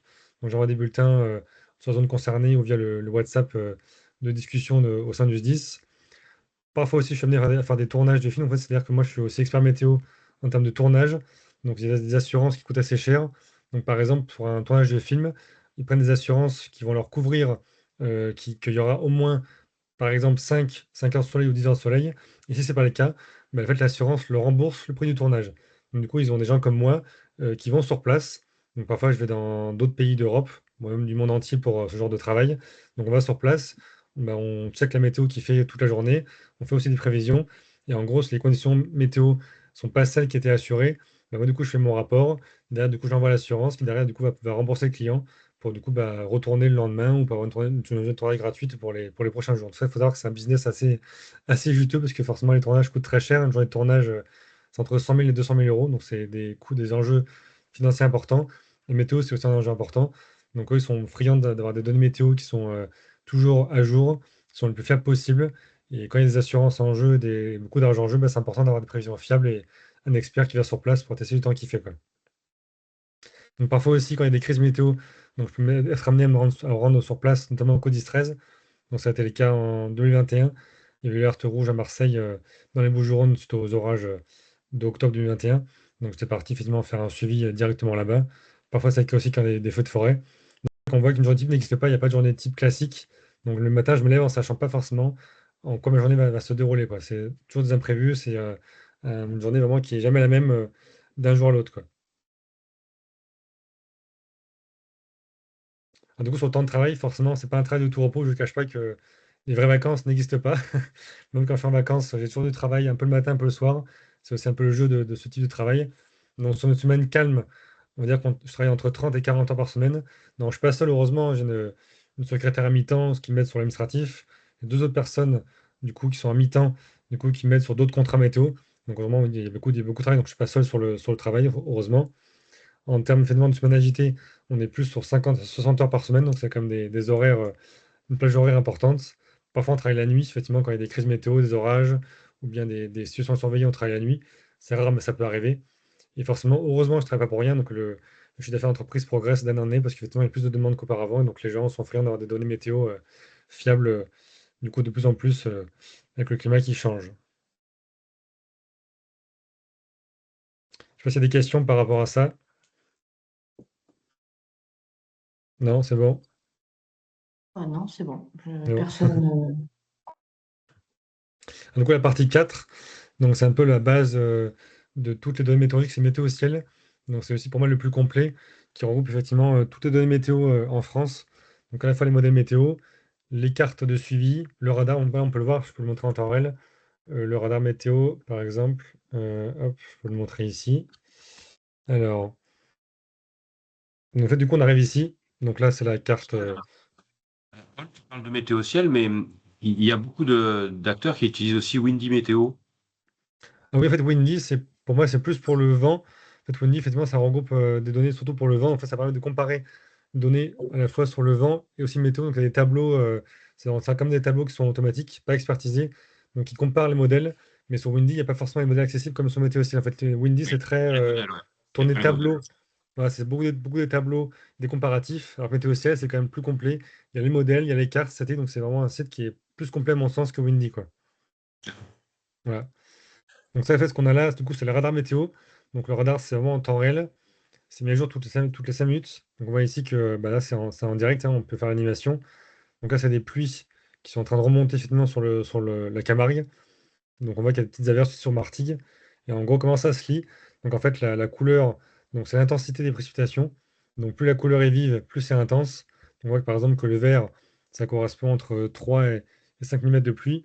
Le rouge, c'est jusqu'à 30-40 mm de pluie, donc c'est des pluies qui sont plus intenses, parfois aussi avec de la grêle. Donc grâce à cette carte-là, ben, on sait où sont les orages, où sont les pluies en temps réel. Donc ça permet un peu d'anticiper ce qui va se passer dans les heures à venir, quoi. Donc là, on est sur un régime d'averses. Donc on a des averses orageuses qui vont se produire sur le Var, d'une part, sur les Bouches-du-Rhône d'autre part, ainsi que sur le Languedoc, un petit peu moins sur l'Hérault, plus sur le Gard. Donc en fait, c'est un flux de sud. Donc les averses remontent effectivement par le sud et s'activent en avant dans l'intérieur des terres, quoi. Voilà. En fait, les cartes permettent de savoir effectivement où sont les précipitations et du coup dans quel secteur elles évoluent et dans quelle intensité. Donc c'est très très pratique et c'est un outil indispensable dans le suivi en temps réel. Donc, ensuite, il y a les modèles météo, donc les modèles. Donc il y a plusieurs types de modèles. Donc c'est là, vous descendez la carte, donc vous arrivez sur les modèles globaux. Donc là, on va revenir alors, hop, sur ça pour vous donner un peu d'aperçu. On va dire il y a les mailles larges. Donc les mailles larges, c'est GFS. Donc GFS, ça veut dire Global Forecast System. C'est le modèle américain le plus connu au monde. Aussi un des plus fiables, c'est vrai, mais pas forcément tout le temps, ça dépend des situations. Donc en gros, il est mis à jour 4 fois par jour, donc à 6 h, midi, 18 h et minuit. Donc on va essayer la carte qui est là. Je vais vous la remontrer sur le site. On va prendre météo, on va prendre GFS en direct. Voilà, donc là on arrive sur l'Europe. Donc, tout à l'heure, on l'a vu. Donc là, en bas à gauche, vous avez la date et l'heure du coup de la prévision modélisée. Donc là, c'est toutes les 6 heures. Jusqu'à en général 192 heures, donc ça reste fiable, on va dire, jusqu'à 5-6 jours à l'avance. Au-delà de 6 jours, c'est quand même beaucoup moins fiable, beaucoup moins fiable, pardon. Et on peut aller jusqu'à 384 ans, donc ça c'est beaucoup. Donc il faut que les modèles météo sont fiables en général jusqu'à 5 jours, 6 jours plutôt l'été. Donc l'été, c'est plus fiable que l'automne et le printemps. Pareil, l'hiver, en général, l'hiver, c'est plus fiable que les intersaisons. Donc voilà, ça c'est pour GFS. Donc c'est le modèle américain le plus connu. Vous avez aussi du coup CEP. Donc CEP, c'est le modèle européen, donc qui est ici. Hop, pardon. Ça, c'est pareil, c'est le même fonctionnement, hein. Toutes les lignes blanches, du coup, c'est les lignes isobars, donc c'est les lignes de pression qui apparaissent là. Donc, on a vu que plus les lignes sont resserrées, plus il y aura du vent. Du coup, avec ces cartes-là, on sait effectivement où sont les dépressions. On peut animer effectivement en direct, ça c'est pour les mailles larges. On a une vue sur le temps qu'il fait en Europe ou sur la France. Après, il y a les mailles fines. Donc, les mailles fines, on a plusieurs mailles fines. On a les mailles fines Météo France. Donc, c'est Arpège. Donc, là, c'est Arpège. Donc, c'est le modèle à mailles fines de Météo France. Donc, on peut zoomer sur la région. Donc typiquement, effectivement, là, on arrive sur la région PACA. Donc la région est ici. Donc là, c'est pareil. Donc on peut précharger les cartes, les animer. Donc là, en fait, toutes les couleurs, donc, quand c'est blanc, c'est qu'on a un temps qui va être sec. Donc pas de précipitation. Dès qu'il y a des couleurs qui sont affichées, donc il y a des pluies qui sont prévues. Donc en gros, les couleurs, c'est pareil, hein, c'est l'intensité prévue des précipitations, des orages. Donc là, il y a beaucoup de cartes différentes, hein. C'est un métier qui demande de recouper beaucoup de cartes, de sourcer aussi un peu tous les modèles. Donc il y a les précipitations qui sont ici. On a ici également les températures, paramètre aussi qui est important. Là, c'est les températures. D'autres paramètres plus compliqués. On a par exemple l'instabilité. Donc ça, c'est pour savoir s'il y aura des orages. Donc effectivement, comment ça se lit. Donc c'est pareil. Donc quand la carte est dans un ton bleu foncé, c'est que le temps est très stable.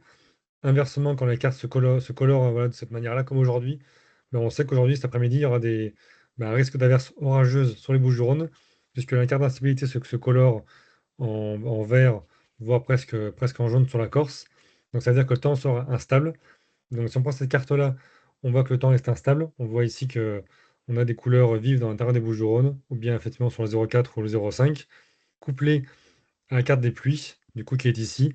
Mais en fait, en recoupant les deux cartes, on voit que d'un côté, le modèle modélise des précipitations qui sont ici. D'un autre côté, on voit de l'instabilité. Donc là, on peut dire à nos clients, bah oui, de cet après-midi, il y aura un risque d'averse orageuse, puisque le modèle météo nous a montré effectivement que ce serait instable avec des pluies prévues. Donc ça, c'est pour les précipitations. Pareil pour le vent. Donc on a la carte des vents qui est ici. Donc c'est toujours la même chose, hein. Le sens des flèches, du coup, c'est le sens du vent. Donc là, cet après-midi, c'est un vent de sud, donc qui va venir de la mer. Et le sens, la couleur des cartes, c'est du coup l'intensité des vents, quoi. Il y a peut-être des questions? J'en parlais? Non? Non, a priori, non. Non? Voilà. Donc ça, c'est pour la carte des vents. Donc pas pareil, on voit que on a un vent entre 20 et 30 km en rafale sur les Bouches-du-Rhône cet après-midi, jusqu'à 35 sur le Var. Donc pareil, c'est assez simple à lire. Finalement, c'est une animation toutes les heures qui va cette fois-ci jusqu'à 4-5 jours à l'avance. Et au-delà, c'est pas très très fiable forcément, quoi. Donc là, c'est pour les cartes basiques. Après, il y a des cartes plus complexes. Donc, c'est vrai qu'il y a beaucoup de cartes analysées différentes hein, pour faire une bonne prévision. Il faut analyser les cartes de vent, de précipitation, d'instabilité. Mais on a aussi effectivement les cartes. Alors, ça s'appelle la PVU. Donc, c'est Potential Vorticity Unity. C'est assez compliqué. C'est un nom un peu barbare. Et en gros, quand on anime la carte, donc quand la couleur est bleue, c'est qu'on va avoir un temps qui va être instable, donc pluvieux, ou bien un temps inverse. Et inversement, quand la carte va être dans les tons jaunes, c'est un temps qui est plus stable. Donc ça, en fait, ça permet un peu de décomposer l'atmosphère en sous forme de couches. Donc quand la carte voilà, est dans les tons jaunes, c'est que la couche atmosphérique est plutôt stable. Dès qu'il y a des couleurs bleues qui vont circuler, c'est qu'il y a une dépression qui va arriver.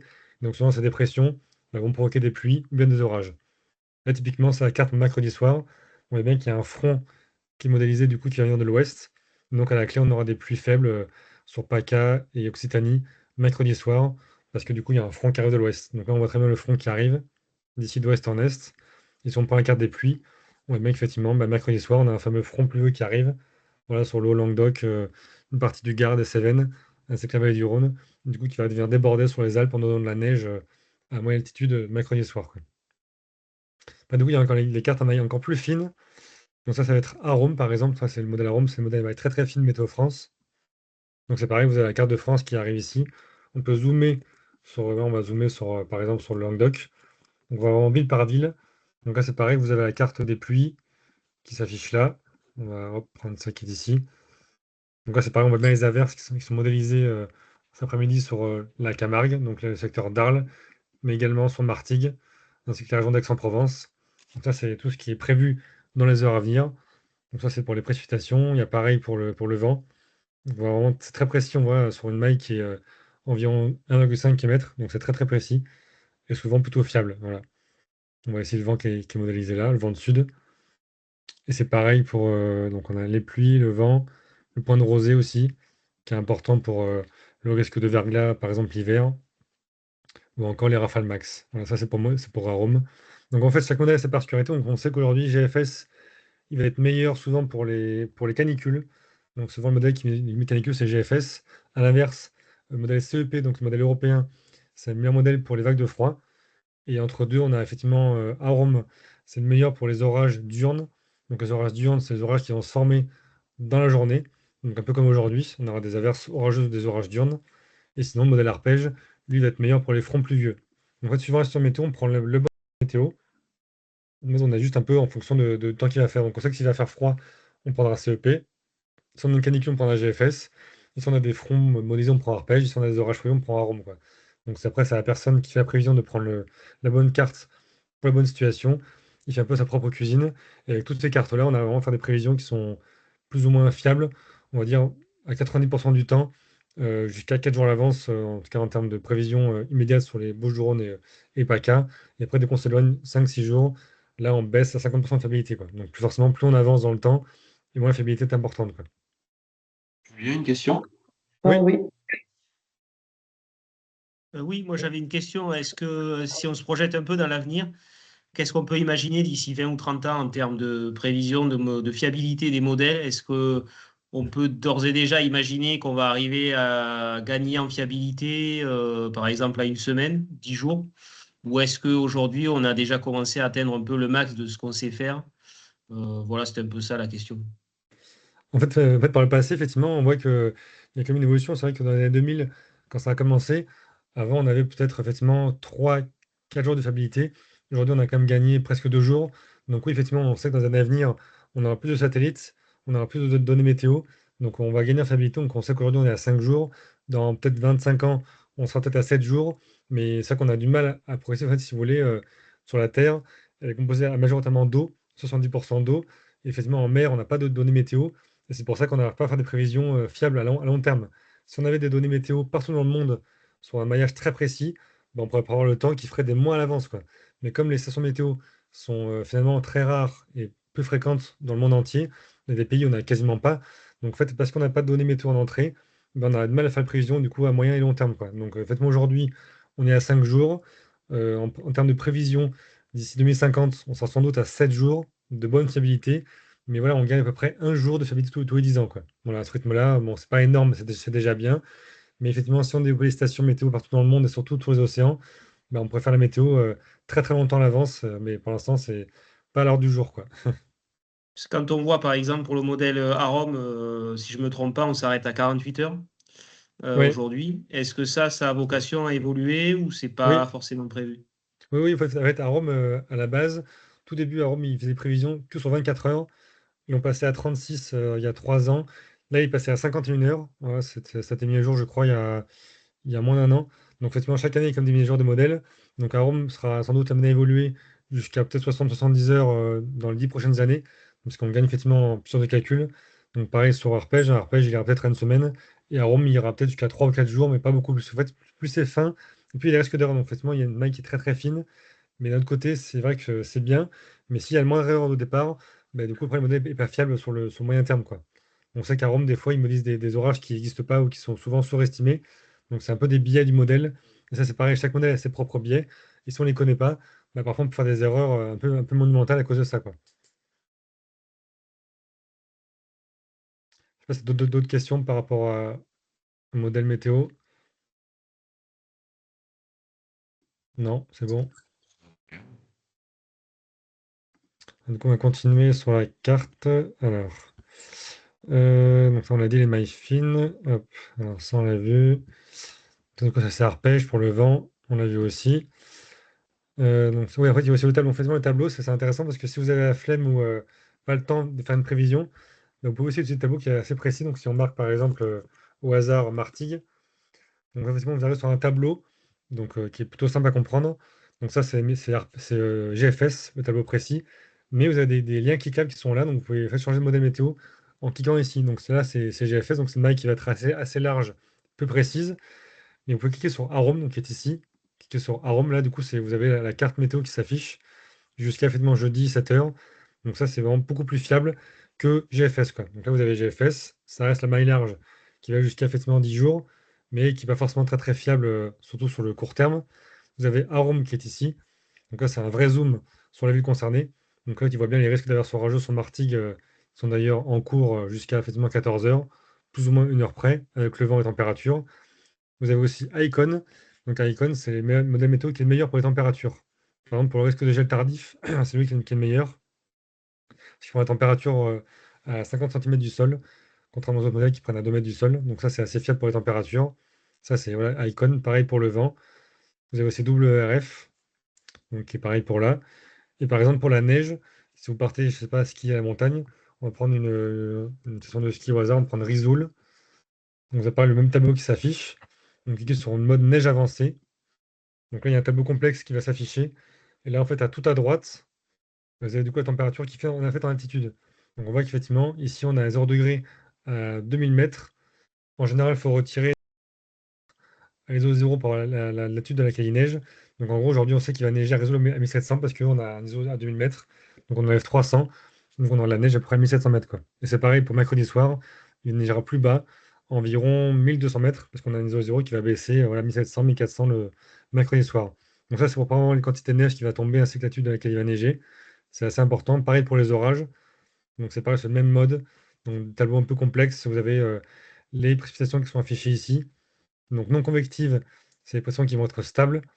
Convectives, c'est du coup qui sont orageuses, donc qui sont instables. Et là, effectivement, vous avez l'instabilité qui est affichée là, qui se mesure du coup en MUCAP. Voilà. Donc ça, du coup, c'est des tableaux qui sont plutôt simples à lire et qui sont en général plutôt fiables jusqu'à, on va dire, 3 jours à l'avance. Donc restent, on va dire, une bonne alternative. C'est pas tant de faire une prévision météo avec les modèles météo. Vous prenez la carte, le tableau, et c'est quand même plus rapide qu'avec le modèle météo, mais c'est aussi un peu moins fiable. Il faut quand même le dire.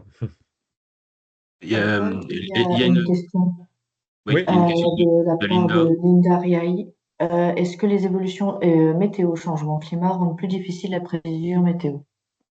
Ah oui, effectivement, c'est une bonne question. On voit effectivement surtout à l'automne. Maintenant, on sait qu'en cas de situation orageuse, des fois, bah, à l'époque, il y a 20 ans, les orages étaient plus faciles à prévoir parce qu'on sait qu'ils se formaient, ils passaient, puis après ils s'en allaient. Maintenant, on a quand même des orages qui sont souvent stationnaires, et ça, c'est compliqué à prévoir. On sait qu'un orage stationnaire, c'est un orage qui parfois peut se former de manière imprévisible, notamment sur le Var, ça arrive régulièrement, sur le Gard aussi, sur le Languedoc, un peu moins sur les Bouches-du-Rhône. Donc, c'est vrai que le climat aujourd'hui se réchauffe très rapidement, et donc ces orages bah, se développent de manière plus facilement qu'auparavant. Et les modèles météo sont parfois pas assez fiables et pas assez fins pour détecter une cellule orageuse. Donc, ce qu'on voit, c'est que depuis maintenant près de 10 ou 15 ans, on a souvent des orages qui vont se former de manière imprévue qui vont perdurer pendant parfois plusieurs heures et forcément qui vont donner des quantités plus importantes parce que bah, il est au même endroit, les vents, il y a pas très très peu de vent, donc l'orage se développe, reste au même endroit et du coup va mourir sur place en donnant des quantités de pluie qui sont importantes. Même avec arôme ou arpège qui sont des modèles maille fine, on a du mal à prévoir ces orages de manière très précise, quoi. Donc des fois c'est vrai que on sait qu'il y a un risque d'orage, on ne sait pas forcément où est-ce qu'il va se former exactement, ni dans quel contexte, ni dans quelle localité. Donc c'est juste des pourcentages. Des fois on est surpris, hein, ça peut arriver, hein, il y a des orages qui se forment de manière imprévisible, ça peut arriver, ça reste heureusement peu fréquent, mais c'est vrai que par rapport à il y a 20 ans ou 30 ans, c'est quand même plus fréquent qu'auparavant, quoi, en fait. Et c'est pareil pour la neige, hein. Pour la neige aujourd'hui, des fois, il y a des prévus qui neigent à 1500, puis il neige à 1000 mètres, parce qu'effectivement, il y a l'effet d'isothermie. Donc, l'isothermie, c'est quand il neige plus bas que prévu. Donc, là, pareil, tout ce qui est prévision de neige et d'orage, c'est très compliqué parce que le climat se change rapidement. Parce que voilà. Donc, c'est des données qui sont moins fiables qu'auparavant en termes d'orage et de neige. C'est ce qui reste plus dur à prévoir, en tout cas, dans la région PACA aujourd'hui, ces deux phénomènes météo-là. D'autres questions, peut-être? Vous disiez tout à l'heure, c'est quel modèle qui est fiable pour les températures au sol, hein, C'est notamment en hiver? Icon. Celui qui est Icon. là, Icon, ouais. Et WRF, son avantage, c'est quoi? Le reste, c'est plus pour le vent. Mais après, en fait, Ok. c'est la maille fine de GFS, mais c'est vrai que c'est pas forcément d'être très, très fiable. Moi, j'utilise pas très souvent. Je suis plus Icon pour les températures, notamment pour le gel très, très précis. Arpège plus pour le vent. Et enfin, Arôme plus pour les orages. Voilà. Donc, en fait, je jongle un peu entre les trois modèles. Donc, pour un peu un ordre d'idée, ça reste trois modèles météo qui sont plutôt précis, avec chacun une faculté importante voilà, pour le froid, le vent et le risque orageux.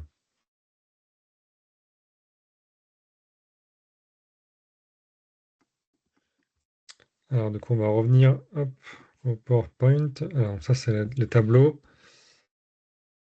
Alors, ça, pareil, on va pas forcément trop le temps de parler de ça sur les diagrammes. Tac, tac, ça, on l'a dit. Ça, je peux comme le montrer. Alors, hop, c'est ça. Donc, ça, le bulletin. Donc, du coup, hop, ça revient à la carte. Donc en gros, du coup, chaque jour, on fait les bulletins. Donc effectivement, on prend le modèle météo. Donc on fait une analyse qui va durer plusieurs heures parfois.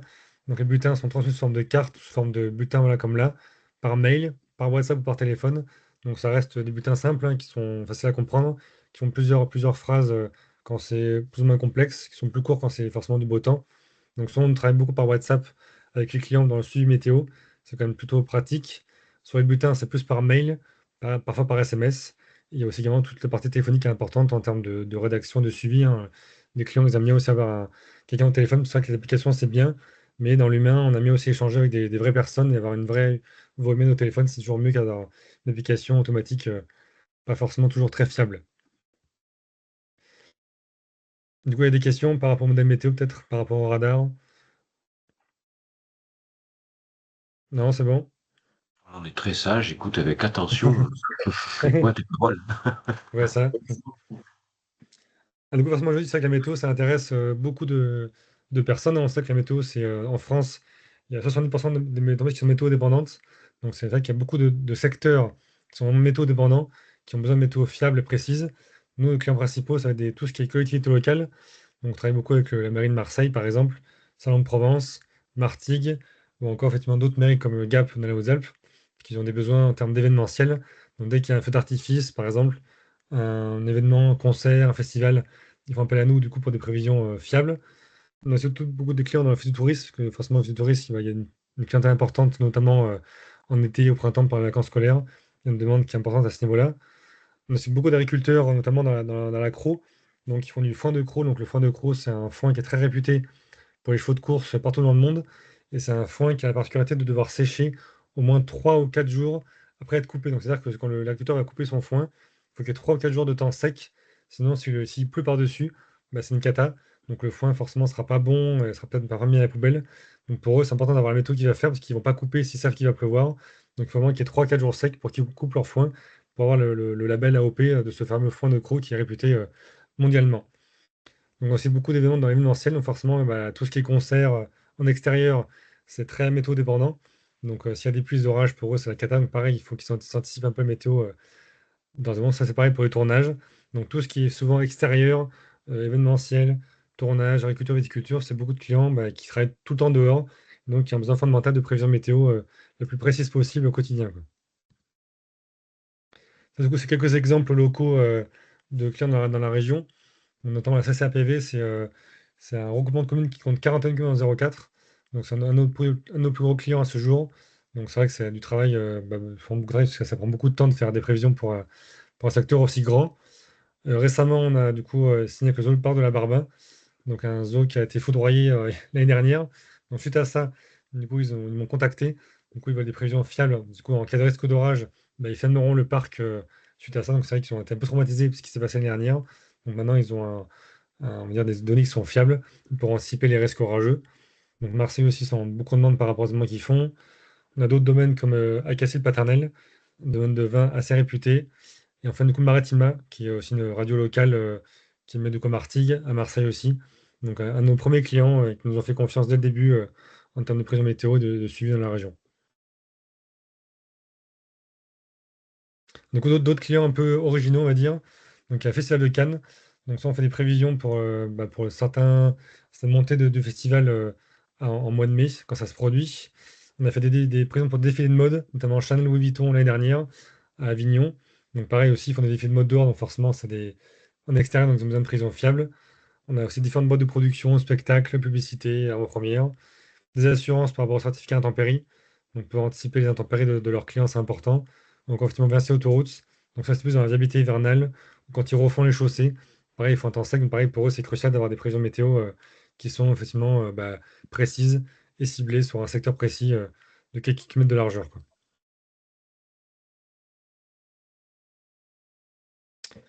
Donc, ouais, aujourd'hui, on a 700 clients particuliers en PACA. Donc, ça, c'est des gens qui reçoivent des bulletins météo à l'échelle départementale.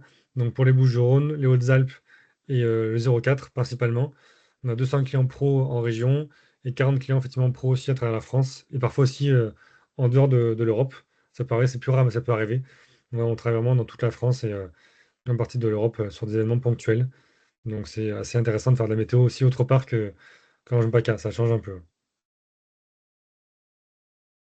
Et du coup, enfin, pour terminer, on a finalement monté aussi une application qui s'appelle Prévis Plus, avec une boîte de développement aixoise qui s'appelle Deal Cover. Donc, en fait, le but, c'est que c'est une application qui est mise à jour par des humains, donc comme moi, des gens qui sont passionnés ou bien dont c'est le travail.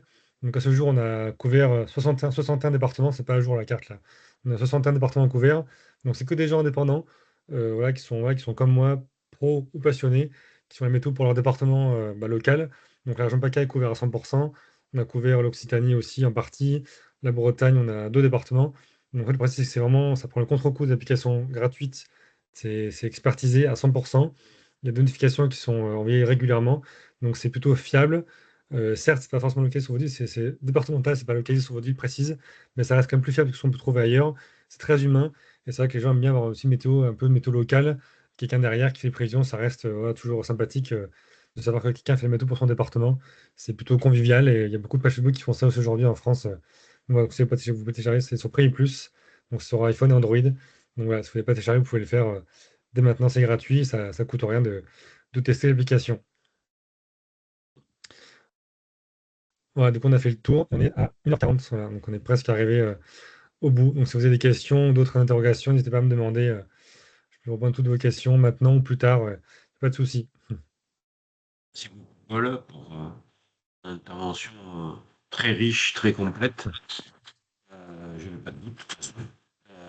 Est-ce que vous avez des questions? Il est encore temps.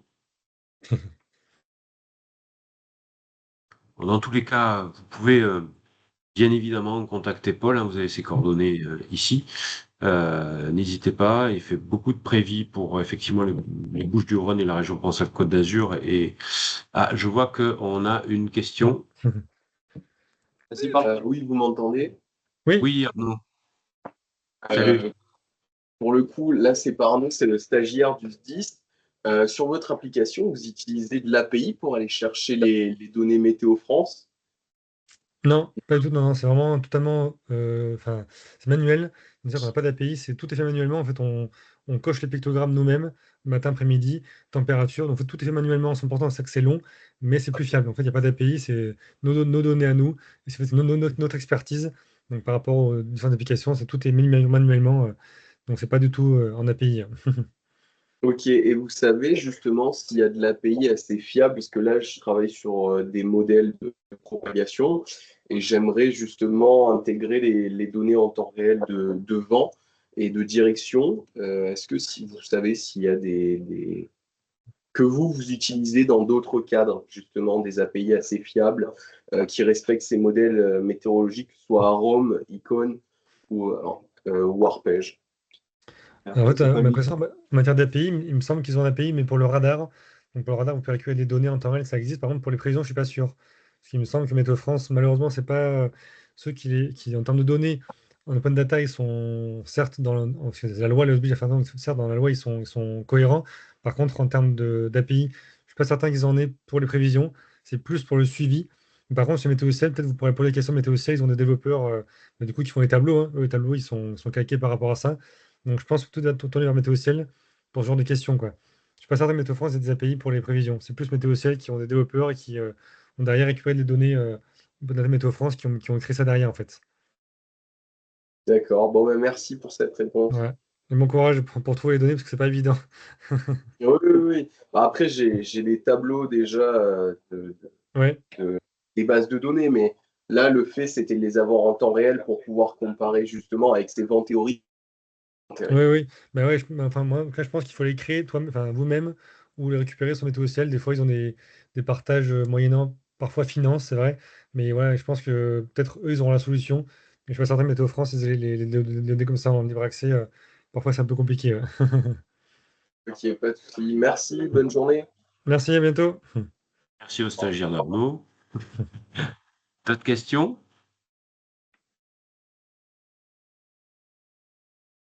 N'hésitez pas. S'il n'y a pas d'autres questions, en tout cas, je vous remercie à toutes et tous. Merci encore à Paul Ouais. pour son intervention très riche et très claire. Et avant de vous libérer, je vais juste vous signaler les prochaines rencontres thématiques. Donc, on en a une qui aura lieu le 2 avril sur la lutte contre les PFAS à l'échelle nationale. Au travers de deux expertises, celle d'Amaris et celle de l'Institut éco-citoyen qui travaille pour le compte de certaines collectivités locales sur ce sujet-là en lien avec Amaris et qui va nous faire une très bonne présentation sur ce sujet. Et une qui aura lieu le 23 avril qui sera intitulée Sécheresse et vagues de chaleur, les méga-feux menacent la France. Donc tu vois Paul, on continue sur la lancée Ouais. du sujet du Dans méga-feu le thème. puisque c'est une réalité et qui a fortement frappé les territoires cet été, et notamment l'Aude. Il est donc indispensable que l'on ait des spécialistes de la spécialité qui en parlent. Je vais juste aussi reprendre, il y en a une aussi le 9 avril concernant la psychologie des risques. Ah, j'avais pas la date encore, Et du effectivement. coup, Delphine, merci de la rappeler. Effectivement, on en a une sur la psychologie des risques et des crises, avec une grande sociologue sur cette thématique-là. Pas d'autres remarques? ça marche. On a vu Julien, on a bien pris, et on va faire en sorte que vous puissiez récupérer les éléments. Ouais, on vous enverra le PowerPoint du coup sur le site du Cyprès, je crois. Et complètement. L'ensemble des éléments, dès qu'on a reçu la présentation de Paul, et dès qu'on a reçu le streaming de la vidéo, seront mis en ligne sur notre site, comme d'habitude, sur le partage adhérent. Et on vous la verra, bien évidemment, en lien. Vous recevrez tous votre petit mail habituel, comme quoi il a été mis en ligne. Merci Ouais, beaucoup à Il y, a toutes il et y a- il y a tous. une question dans le, dans Oui. le, Ah, dans le j'ai pas vu. Ouais. Julien qui demande comment c'est des cibles ouais, il y a une question de Julien. Oui, mais on va reprendre contact Ah, directement ça avec marche. Julien. Je pense que ce sera plus simple. Ça Euh, marche. merci beaucoup à toutes et tous. Et je vous souhaite une très bonne journée et à très bientôt. Au revoir. Merci, à bientôt. Au revoir. Merci, au revoir.